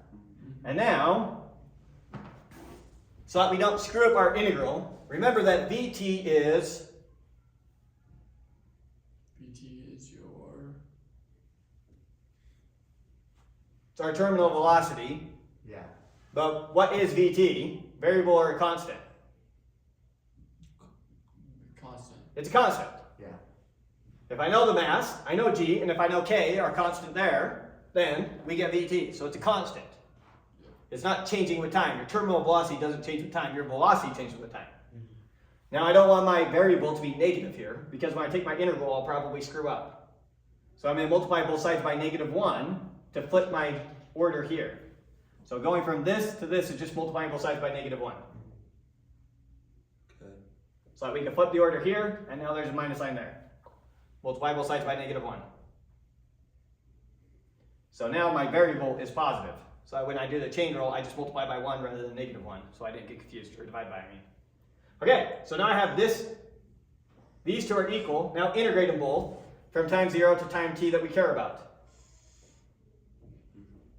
So nothing there, just integrate both sides, pull the constant out because we don't care. Now what is the integral of 1 over, Someone think is The natural natural log. log of that. yeah, natural log of that thing. So the way you're used to seeing it is if I said the integral of 1 over x minus whatever constant, who cares, Or dx. dx, thank you, then that's just going to be equal to the natural log of whatever that thing is, and then times our chain rule, or divided by the derivative of the inside, which is just 1 in this case, rather than -1, since I took care of that earlier. With me? Okay. So, that's the integral of this from there to there. What's the integral of dt with respect to t? It's just 0. 0. What is the integral of 1 times dx? X. X. Yeah. What's the integral of 1 times dt? EC. T, not 0. So integrating that is just t. Again, we still need to evaluate these both from 0 to t, 0 to t. With me so far? All right, jump up, back to the top. Going from here to here, I'm just going to literally plug it in. So I'm going to plug in t and subtract what I get when I plug in 0. So plugging in t, velocity at time t is what we mean by velocity. It's your velocity as a function of time at time t. Okay. So that is just the exact same as that, plugging in t. Our initial velocity, we assume that we started the ball dropping from 0. Start from rest. So our initial velocity is just going to be 0. So your velocity at, so plugging in time t minus what we get when we plug in time 0 is equal to, for this, plug in time t for t, we get t, minus what we get when we plug in 0 is just 0. Yep. Okay. Good so far? Now, going all the way back, a difference of a log is the quotient of what you put inside of it. The log of a minus the log of b is equal to the log of a over b. Yep. Subtracting exponents is the same thing as dividing the terms. If I have 2 to the 5 minus 3, that is the same thing as 2 to the 5 over 2 to the 3. Dividing the terms, remember when you do a log, you talk about exponents. So the difference in the exponents is the same as the quotient of the terms. You're taking the log out. So the log, now of those two things, just writing this over this, now I'm just going to multiply both sides, or top and bottom by -1, just so I don't have a negative in the denominator. That's how I get from here to here. Just multiply top and bottom by -1. That times -1 becomes positive. When you multiply a difference by a negative number, it just swaps the order. Yep. This one becomes a negative, that one becomes a positive. Okay, so there we are. And this is still equal to -k over m times t. Now, do e to the power of this is equal to e to the power of that. What's e to the natural log of x? Is X. It's just x. whatever that is. And then we have E2, whatever we had there. Good? Now, I'm just going to write this as two separate fractions. I'm going to write it as VT over VT minus V over VT. Yeah. So VT over VT minus V over VT is equal to, that's still the same. Good? Now, move this over here and this over here. So the V over VT is going to be by itself, and we're going to have the negative E over here. That's what I did here. Put the V over VT by itself, make it positive, bring this over here, and so now it's negative. Because I'm solving for V. Remember, what we were ultimately after was an equation for velocity. Yeah. Now, multiply both sides by VT, and there we go. We have our equation for velocity. Woohoo. So what was our equation for velocity before we introduced any sort of resistive force? Velocity V is equal to V naught plus AT. And in fact, this was a special case where V naught started out 0. So before, we were working with something like this. Yeah. And now, add a little bit of resistance, and here's what it turns into. Okay. This is what I mean by when I say taking into account one more thing can often make it become a much different problem and a much more complicated problem. So here's our velocity with a resistive force proportional to the velocity. Here's how it changes from that to that. And K is just a constant resistance. K is a constant dependent upon the material. M is the mass of the object. Vt is its terminal velocity, which is still also a function of M, G, and K. Oh, I forgot that. So that's still just a constant, Yeah. right? Intuitively, what does it say? So let's think about what this says intuitively. First off, what's your velocity at time 0? So plug in 0 for t. E to the 0 is 1. 1 minus 1 is, so your velocity times 0 is 0. Okay, that's good. That's what we wanted. What is your velocity at a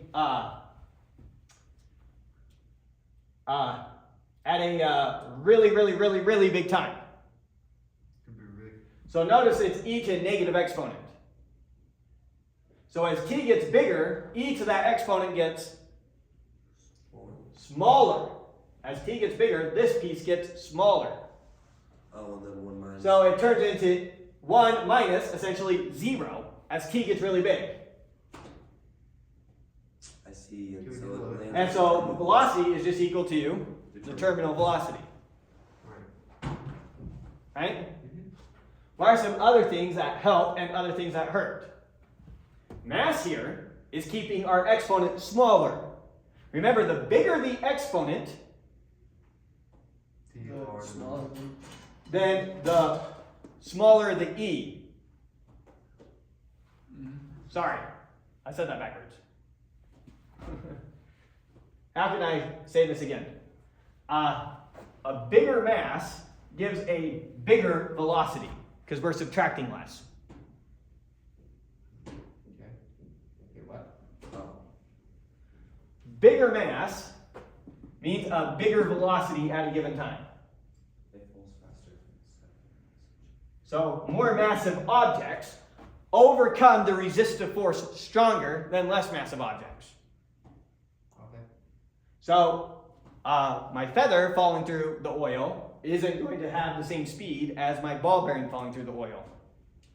Even if that's it. And if I went and I got my neutron star and I dropped it through the oil, then it's a whole nother beast. Well, I thought every object falls at the same rate if you ignore resistive forces. If you ignore resistive forces. So we're seeing how they overcome the resistive forces. This piece right here is kind of like accounting for the resistive force in a sense. Okay. the bigger the thing, then the more resistance. So the bigger the m, the faster the velocity we have for a particular time. The bigger the k, the smaller the velocity we have for a particular time. So the k here, the bigger it is, the harder it is to move through the material. What's K? K is just a constant that we had all the way back at the beginning. It's how the resistive force is proportional to the velocity, Okay. whatever that proportionality is. Okay, but there we go. So there is our equation for velocity. Now, of course, we didn't just want an equation for velocity. We also need an equation for position and acceleration. We can integrate it though. Right. And so this is much easier. So first off, let's get our acceleration. How's acceleration related to velocity? It's the Velocity. It's just a derivative. Acceleration, sure. Yeah. So what is the derivative of, first off, notice this is a constant. yeah. Take That times that is just a constant. So all we care about is this times this thing. And what is the derivative of e to whatever? What's the derivative of e to the x? As a natural logarithm of. It's just e to the x. That's why we love exponential so much. The derivative of e to the x, e to the x. Now you have to remember to do your chain rule. So we're taking our derivative with respect to time. So it's still just going to be e to the negative km times t. Using our chain rule, we need to multiply it now by negative km. So multiply by negative km is going to give us a positive km, and then don't forget your vt multiplied into there. So acceleration is just the derivative of velocity with respect to time, and taking the derivative of that, pretty straightforward. Okay. Do you see that? Yeah. Kind of. That if we only can't see it, I just need to move my camera so that I have that scratch space. Where did the VT come back in? Okay, yeah, let's just write it out. It's like almost no more steps. Let's make sure I have a whole chalkboard. Okay, let me just rewrite out velocity. So velocity is equal to vt times 1 minus, sorry, that's a t, minus vt times e to negative k over m times t, right? Now let's take the derivative of that. So the derivative now of this is going with respect to time. Yeah. What's the derivative of a constant? 0. 0. What's the derivative of e to anything? E to that same thing. Times the derivative of the inside. Now don't forget your constant that you had out in front, that's still there. Now multiply by the derivative of the inside. So negative k over m times negative vt times e to the negative kmt. So the negative times the negative become a positive, and so you get just this. Okay. Okay. For sure. Did I lose you now? No, makes sense. Okay. Now going back to this. Notice that, well, maybe we'll just scribble it. Solve for g here really quick. What do we get? For G? Yeah. G is equal to Vt, bring the k up and the m down. Yeah. So G is equal to Vtk over m. We have Vtk over m, that's the same thing as G. Whoa. So acceleration is just G times e to the negative km times t. We love exponentials when they show up. Here's why. So easy to work with. So there's our acceleration. Now we gotta get our position. So our position function is just the integral of our velocity with respect to time. So we're going to take the integral from 0 to time t of our velocity with respect to time. Maybe looking back at this one again. So what is the integral of vt with respect to t? That's just a constant. It's just that times t. Right? What's the integral of e to the anything? E to that thing again. Now when we do our chain rule, we divide by the thing up there rather than multiply. So now I'm going to divide by negative k over m, or in other words, multiply by negative m over k. Yeah. Oh, sorry. That was right here. So the vt, still the vt, divided by k over m gave us the m over k, and the negatives cancel out. Now I need to evaluate that from time 0 to time t. Well, what they are, when we plug, what we mean those variables is what they are at time t, so those two parts stay the same. We just need to subtract what we get at time 0. And what do we get when we plug 0 into this? 0. Plug 0 into this, e to the 0 becomes 1. We just end up with that piece. So this minus what we get when we plug in 0. You guys me? Now, here's how the author decides to write it out, so I'm just giving it to you exactly the way he has it. He pulls the VT out of all three of those. There it is. The T we still have on that. From these two terms, he goes ahead and he pulls out a negative MK. Pulling a negative MK out of this leaves 1. Its VT's right there. The negative MK's right there, leaving us 1. And for this term, we pulled out the VT there. The negative mk gives us now a negative, and then e to the negative kmt. So putting it all together, here's your equations of motion when you are moving slowly through a fluid. That's quite It's quite a bit. thing. Now that's the easy one. Now we gotta do falling fast. You wrote like 1/6 there. You didn't falling so. You took enough board space for that. Yeah, we're gonna have to fill up. Okay, so now if your resistive force is a constant times velocity squared, once again, there's gonna come a point where the resistive force perfectly cancels out your weight. So the net force is gonna be W pulling you down minus F pushing you back up is gonna be your mass times your acceleration. In the special case where that's 0, when W minus your resistive force is 0, then that velocity that makes those forces cancel out to 0 is what we mean by your terminal velocity. And so solving for your terminal velocity, you get terminal velocity is equal to, maybe do one more step here. So solving for terminal velocity, so I know d times vt squared is equal to w. Move the d over there, and take the square root of both sides, and w is the same thing as mg. You see it? So that's how you get your terminal velocity. Now, how do we come up with your velocity function? Well, it's going to be very similar to this, how we started out this one. But it's going to have a v squared in it. And we're going to end up with a v squared in denominator that we're trying to integrate. And you guys don't know how to do that yet, so we can't do that. Oh. So there's all your relief. Is that like a trig substitution, or what are you gonna do for that? Yep. Trig I think. I'd have to think about it, but that's the first one that comes to mind with the tangent. Gotcha. Tangent squared plus 1, that's a trig identity, right? Yep. Anyways, so here's your terminal velocity when you're falling through something like the air. So when you're dealing with your skydiver, here's the terminal velocity you use. And the problem would have to give you whatever the d is, and the mass of your drag coefficient.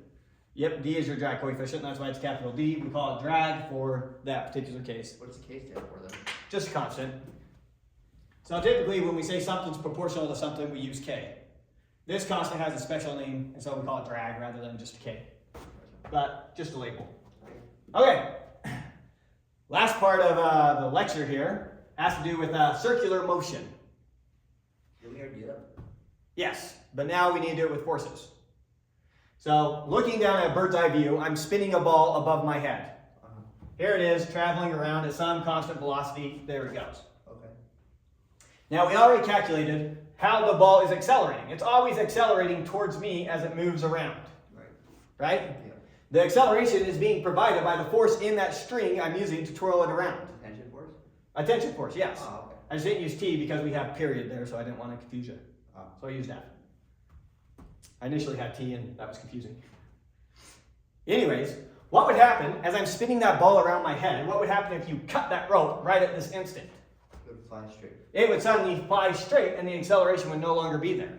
So this force in the string is the force providing the centripetal acceleration. Anytime you have an acceleration, there has to be a force providing it. And so- Huh? Sorry. Centrifugal force that pushes outwards. That pushes outwards. Opposite of the core. Like here people talk about like a centrifugal force, don't you? Yeah, so it's going to be provided by something. Something's going to be pushing on it, depending on what it is. But you feel like a centrifuge, where you like spin something in it. Right? If you thought about you on a merry-go-round, and we were suddenly spinning you like this, then it would be you standing on the merry-go-round, creating friction, pushing you this way. If I spun it so fast that you couldn't go anymore, and you flew off the merry-go-round, you'd fly like that. You wouldn't fly like that.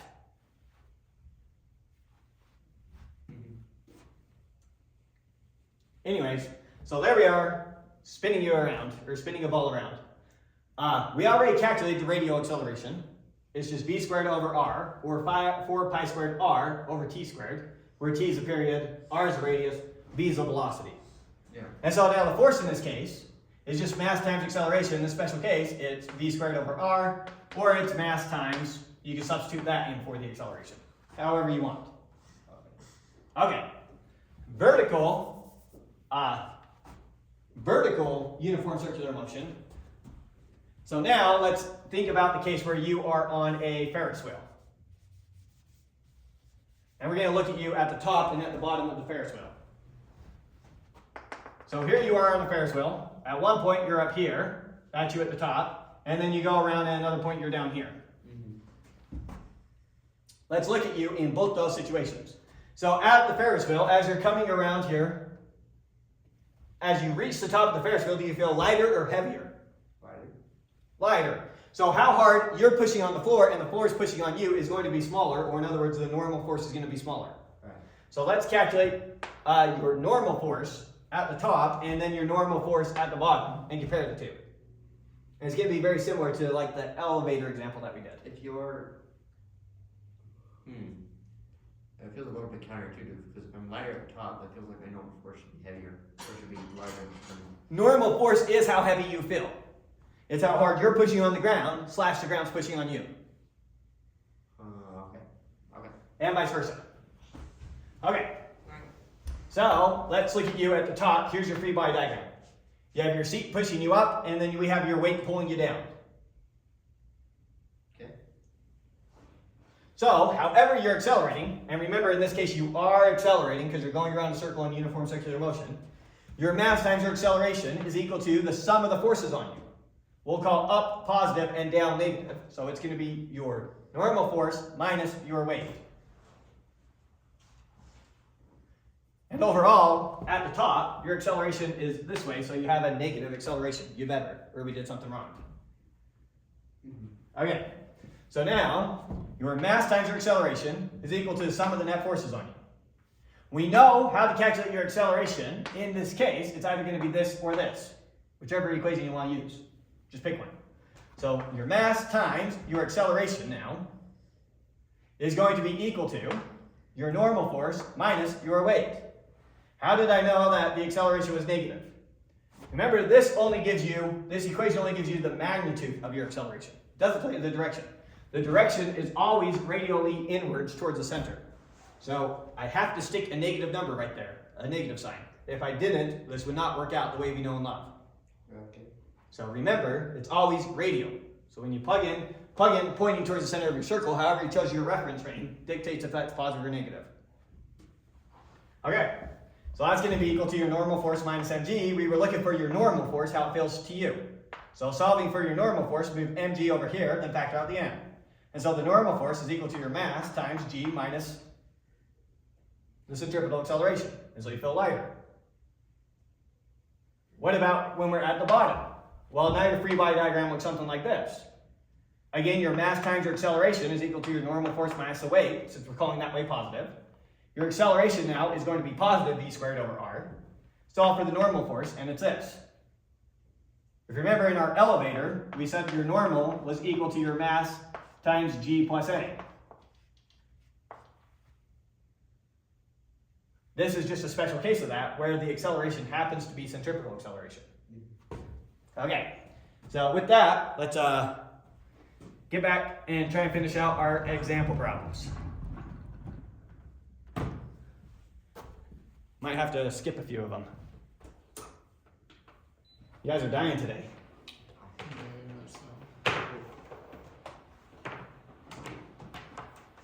You gotta be ready for your Tuesday afternoons. I need some coffee and pudding.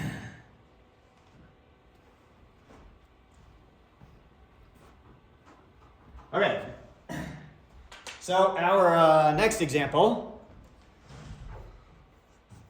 Now, do one with frictional forces. We'll skip that one and do the harder version. So, this one's basically the same as the previous problem, but now the guy's pulling on an angle. Okay, so guy, he's pulling on some box.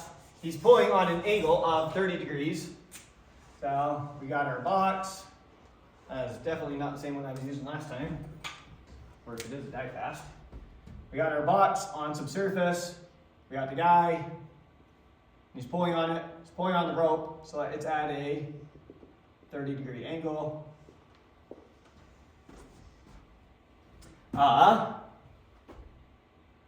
Let's see. So we're assuming that we know the constant mu sub k. Mu sub k, we are assuming now in this case, is equal to 0.4. Do we have weight in the blocks? We need the weight of block. In the previous example, 500 newtons. yes, it weighs 500 newtons. So I know the weight of the box is equal to 500 newtons. Makes it hard to skip example problems when they just build on each other. So you just times that and that equals a portion. Well, let's figure out exactly what we want here. In that example, what is the friction force if the crate is at rest on the surface? Is that asking for static? Oh my goodness. Okay, maybe we just shouldn't skip any of these since they all build on each other. Okay, let's go back to the beginning. You want to move a 500 Newton crate across the level 4. To start the crate moving, you have to pull with 230 newtons. And then once you break it loose and get it moving, then you can keep it moving with 200 newtons. Okay, so in that example, we're pulling the box, we're pulling it exactly this way, F. It takes 230 newtons to get to start moving. So that means that the weight is perfectly canceled out by the normal force, so we don't care about that. It must have had a force, F static friction, equal to exactly your F of 230 newtons, if that's when you got to start moving. So your force of static friction had to be equal to 230 newtons, but your force of static friction is equal to what? Your mu sub k times your n. Mu sub S times N, where N is our normal force. What is our normal force in this case? What does S represent? Mu sub S just means your static coefficient, Oh. your static friction coefficient. Okay. So we're calculating this. Now we know the normal force is just the exact same as the weight, and so that's 500 newtons. And so, mu sub S is just equal to 230 divided by 500, or 0.46. And so there you go, that's how you would concretely calculate one of these things. You see how much the box weighs, you see how many newtons you had to apply to finally get to start moving, and that helps you calculate your mu sub S. Now let's calculate our mu sub K. Our mu sub K, that's when we have our force of kinetic friction. Once we get it moving, we only need to apply 200 newtons to keep it moving. And so F sub K is going to be equal to 200 newtons, but that's also going to be equal to, what's F sub K equal to? Mu sub K times N. What's our normal force? 500. And so mu sub K is equal to 200 divided by 500, or in other words, mu sub K is equal to 0.4. Okay, so there was example 513. 514. In example 513, what is the frictional force if the crate is at rest on the surface and a horizontal force of 50 newtons is applied to it? If I push on it with 50 newtons, so it's not sliding, what's the frictional force that's pushing back on me with? 50 newtons. So it's just 50 newtons, just a trick problem. Until you get sliding, then frictional, static friction always perfectly cancels out how hard you're pushing. Okay. Now in the next one. Okay, so now in this example, we're pulling on it at 30 degrees. So this time we're applying our force up at an angle of 30 degrees. So let's draw our free body diagram for this. We have our weight pulling down. We have the normal force pushing up. We have, which one are we using? Kinetic friction. We have the force of kinetic friction. And then we have our F that we're applying this way at an angle of 30 degrees. You with me? Yeah. And so we are keeping it sliding. We're wondering what F is to keep this box sliding at a constant velocity. We got it sliding, now we want to keep it sliding, we don't want to stop. What force do I have to keep applying at this angle? And I know that my mu sub K is equal to 0.4. So let's calculate F here. Again, break F into its components, its X and Y components. I'm going to call my XY like that. XY. And so this way, F minus cosine This one right here is F times 30 cosine times of 30. And this one is F times sine of 30. So let's draw this out in the x and y direction. So in the y direction, since it's not moving in the y direction, I know, I'm going to call that way positive, this way negative. I know the normal force plus however much F is going in the y direction minus W is equal to 0 because it's not moving in the y direction. So some of the forces in the y direction, this was the y direction, and some of the forces in the y direction have to be 0. And in the x direction, what do we have?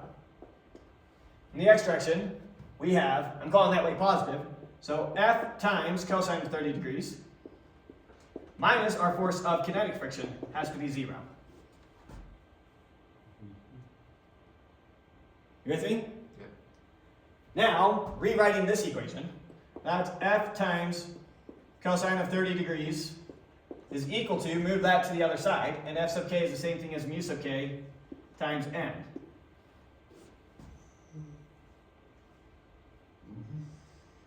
Now I know what mu sub k is, it's 0.4. I need to figure out what my normal force is here. Is that what I'm solving for? Oh no, I'm solving for F. So it's Okay, so F is going to be equal to mu sub k times n all over cosine of 30 degrees. Yeah. So now I need to solve n. I'm going to get n from this equation. Okay. So from this equation, I get n is equal to, move the w to the other side, w minus f times sine of 30 degrees. Oh wait. That was stupid of me. Let me see, which way do I want to substitute which?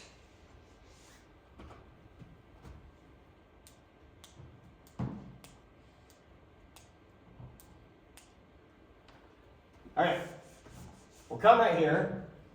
Should have left that. Looking at this equation, I get n is equal to w minus f times sine of 30 degrees.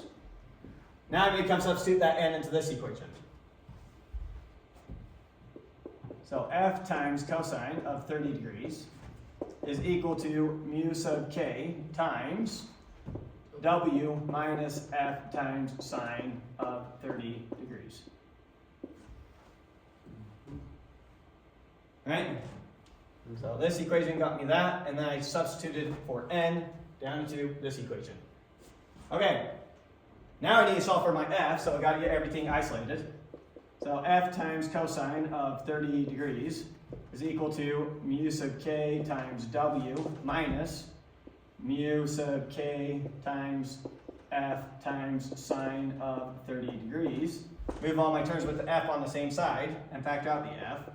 So I'm going to have f times cosine of 30 degrees plus mu sub k times sine of 30 degrees is equal to mu sub k times w. And then finally divide by that, and I get f is equal to mu sub k times w all over cosine of 30 degrees plus mu sub k times sine of 30 degrees. Hopefully I didn't make a mistake. Let's see, is that exactly what they have here? Mu sub k w cosine 30, mu sub k sine 30. Okay. And so supposedly you plug it all in and it comes out to 188 newtons. So I'll take the two equations, solve for one variable in one equation, plug it into the other. Okay. We'll skip the toboggan ones. Definitely want to do your example using the hardest part of our lecture today. So let's see if we can do that example. For a human body falling through air in a spread eagle position, the numeric value of the constant d is d equal to 0.25. Our job is to find the terminal velocity for someone with a mass of 50 kilograms. So now we're looking for their terminal velocity. How do we get their terminal velocity? It's just the square root of mg over d. So their terminal velocity, v sub t, is just equal to the square root of mg over d. So you plug it into your calculator and it spits out the answer. So the hardest part of the lecture will be the easiest part of your homework. Negative. Okay. So make sure we do that challenging example. And yeah, we want to do some examples with circular motion for sure. So this one. We have a sled of mass, 25 kilograms, at rest on a horizontal sheet of essentially frictionless ice. It is attached by a 5-meter rope, so that's going to be our radius. Once we give it a push, it travels with a constant velocity. So sorry, let me just try and capture some of what we know. Well, bird's eye view. So we're looking at this thing. It's traveling around in a circle. Here's our sleigh. It's attached by a string. Its mass was 25 kilograms. And the radius had a radius of 5. Yeah, I'll assume we know the units unless otherwise. If the sled makes 5 complete revolutions every minute, okay, so in 60 seconds, it made 5 revolutions. Right? So how long did it take you to make 1 revolution? 12 seconds. So our period is 12. We complete a revolution every 12 seconds. Okay. In other words, I instantly know that our centripetal acceleration, ACP, is equal to 4 pi squared times r over t squared. Is that right? Oh yeah, they have it right there. So, let's see. So here it is on the rope. It's swinging around in a circle. There's a force F tugging on the rope, creating the tension in it. And I assume we're looking for F. Yes, find F. So F is going to just be equal to its mass times its acceleration. Its acceleration is this, and its mass is just 25. So we take its acceleration. We do 4 times pi squared times, our radius was 5. Oops, missed my first parenthesis. All divided by, 144. So our acceleration is roughly 1.37. Take that, multiply it by 25, gives us 34 Newton force. 34. Rounding to 3 significant figures, 34.3, which is the same thing they have. So that's approximately 34.3 newtons. Okay. So there's a force keeping it traveling in a circle. Conical pendulum. So what is a conical pendulum? It is a pendulum that makes a circle like that as it goes, traveling out the surface of a cone is how you can think about it. So this is meant to be marking out the path it's going to take. Here's the center of that path. It's going to be pivoting somewhere right here. Here's the actual mass M traveling around, and we're going to have a string attached to that, and it's going to move around at some radius r, whatever. Sorry, we'll see what we're actually given. An inventor designs a pendulum clock using a bob with a mass of M, okay, we know M, and a wire of length L. So we know that this has length L. Instead of swinging back and forth, it goes in a circle at some constant velocity, and the angle it makes, this angle he's talking about, is beta. Good? Find the tension in the wire keeping this thing traveling in a circle. Okay. So doing a free body diagram for this thing, we have its weight, mg, pulling it down, and then we have the tension, which I think you just called F. I don't know why I did that. It's going to be a bit bigger. We have F pulling it like that at some angle beta. This will be our angle beta. Good? Mm-hmm. So now, this wire has to both hold this thing up. So its component right here has to cancel out gravity. This component is going to be F times cosine of beta. And its component this way has to provide the centripetal acceleration to keep it going in a circle. And its component that way is obviously just going to be F times sine of beta.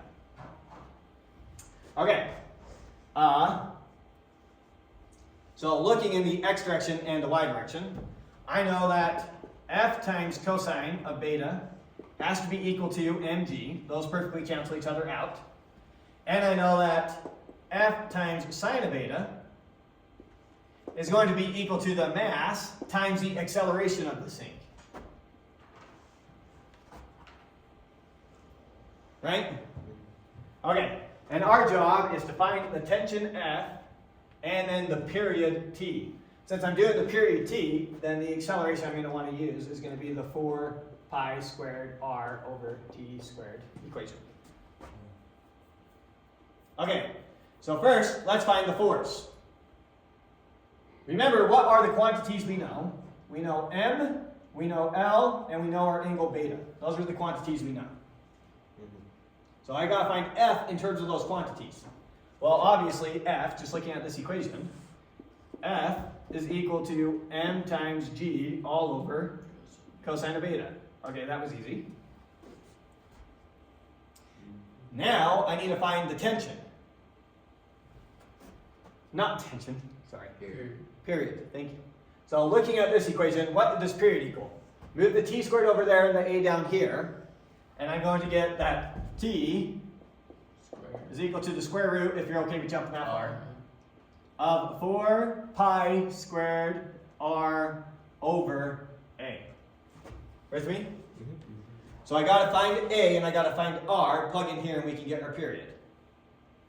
Looking at this equation, I can quickly get my a. My a is just equal to f sine of beta over n. So f, we already know what that is. So f times sine of beta over n. You follow me? Okay. M cancels out top and bottom. What's sine of beta over cosine of beta? Tangent of beta, and we get this whole thing is just equal to g times tangent of beta. That's the acceleration. Okay. Good?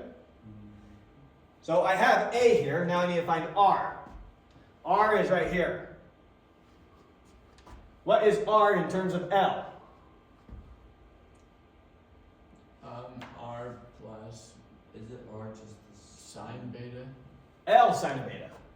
Oh. So R is just equal to L times sine of beta, right?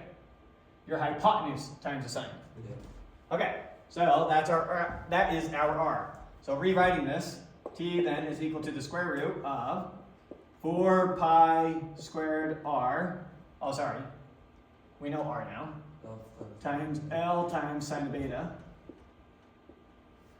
all over G times, rather than tangent, I'm going to write that as sine of beta, and then divided by cosine of beta is the same thing as putting the cosine in the top.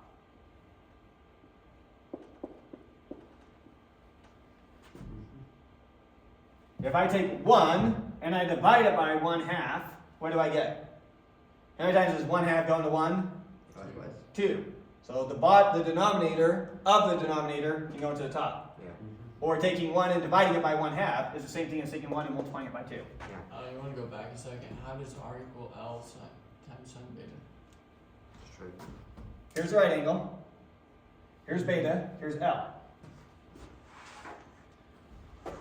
It's like how we've been splitting up forces this whole time. Split L up into this component and that component. Mm-hmm. This one over here is L times cosine of beta. And this one down here is L times sine of beta. Oh, yeah, I see. Okay, good. Alright, so looking at this, we get the sine of betas cancel out top and bottom. Taking the square root of 4 is 2. So, writing our final result here, t is equal to, pull the 4 out, gives me a 2. Pull the pi squared out, gives me a pi, times the square root of L cosine of beta, all over g. And there's our period for our pendulum clock. T 2 pi L cosine beta over g. Okay, same thing. All right. Let's just jump to this last one, and then we'll call it the last one, because it's a cool problem. If this is the one I think it is. Banked curve. Yes, banked curve. Okay.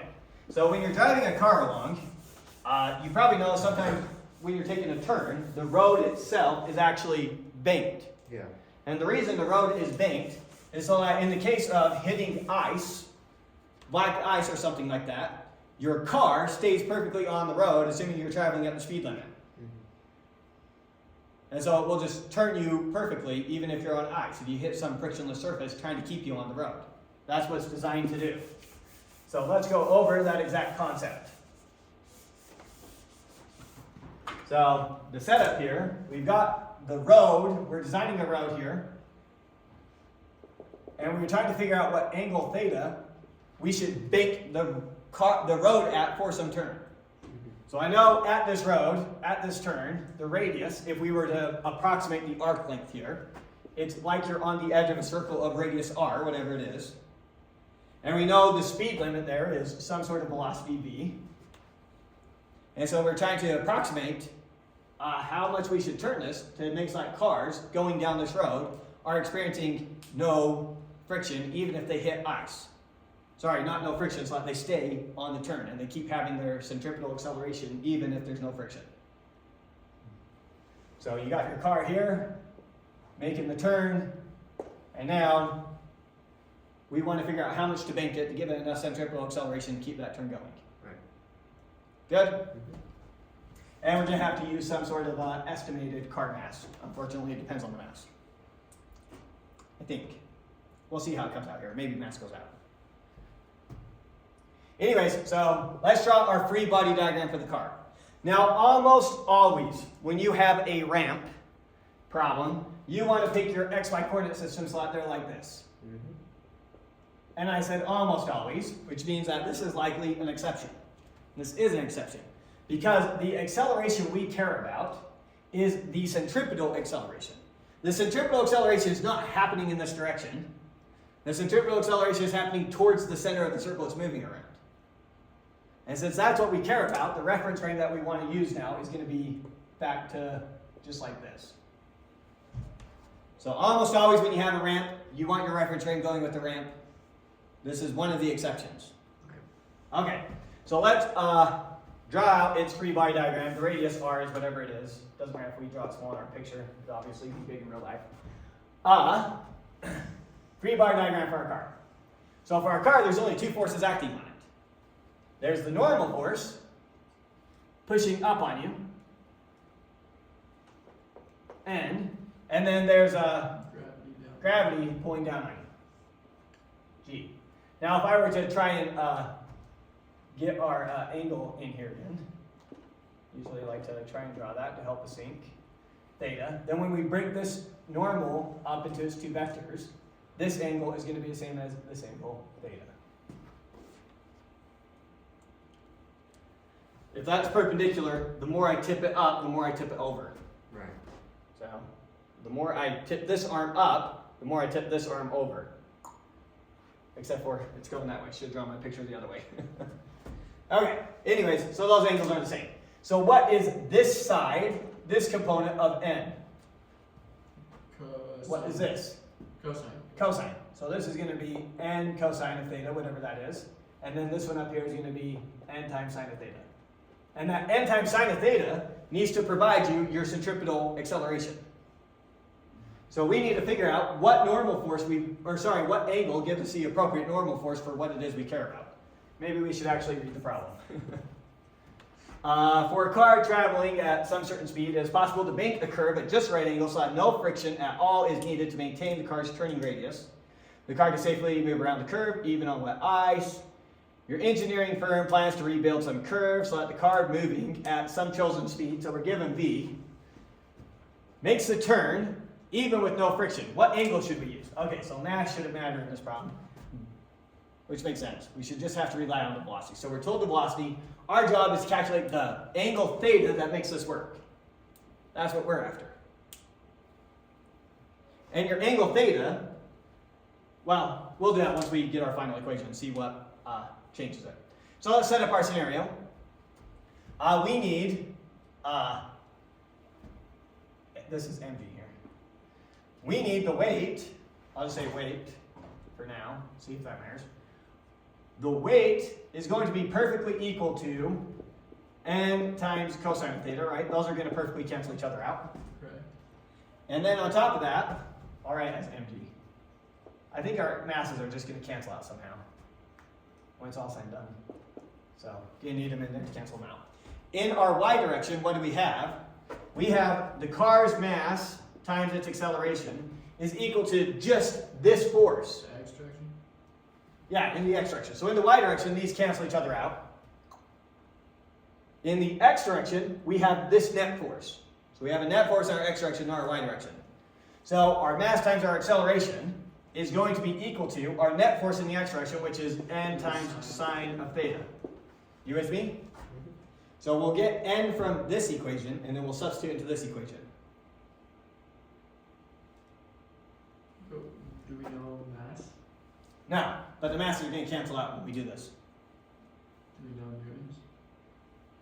N is the normal force. Or do we know the normal force? Oh, it doesn't matter. Doesn't matter. So let's solve for the normal force, n. N is equal to mg over cosine of theta. Good? Substitute that down here.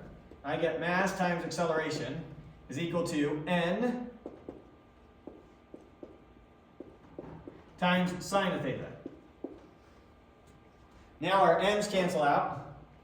And so we get our acceleration is equal to g Tangent of theta. times tangent of theta. Or in other words, tangent of theta is equal to a over g. Or in other words, theta is equal to the arctangent of a over g. There's the theta that we need. Now I think that this is the more interesting one to talk about. What we need is we need the tangent of theta, you think about that as a slope. The slope to be the same as the ratio of the acceleration you want that way to the gravity pulling it down, which makes pretty intuitive sense. You want the ratio, you want the rise over the run of the road to perfectly match the rise over the run of the acceleration you want this way over the acceleration you want that way. Right. It's like a reciprocal of it. Okay, I see. The y over the x in the slope is the x over the y in the forces that you're trying to create. One way to think about it. Let's do some sanity checks here. If I wanted a really big acceleration, would I increase my angle or have it smaller? If you have a big acceleration, you want to increase it. Yeah. Right? The more acceleration I want to create, the more I need to increase my angle. Right. If I had it completely flat, what's the acceleration I get? 0. So our acceleration, if tangent is 0, then our acceleration is 0. And the bigger we make our tangent, the more of an acceleration we get that way.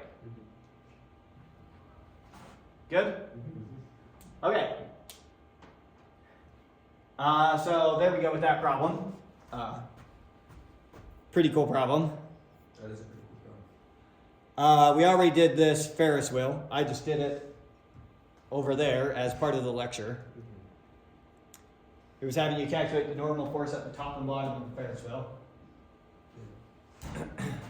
Okay, and that is it. Fine. Any questions you want recorded? All right, we'll end.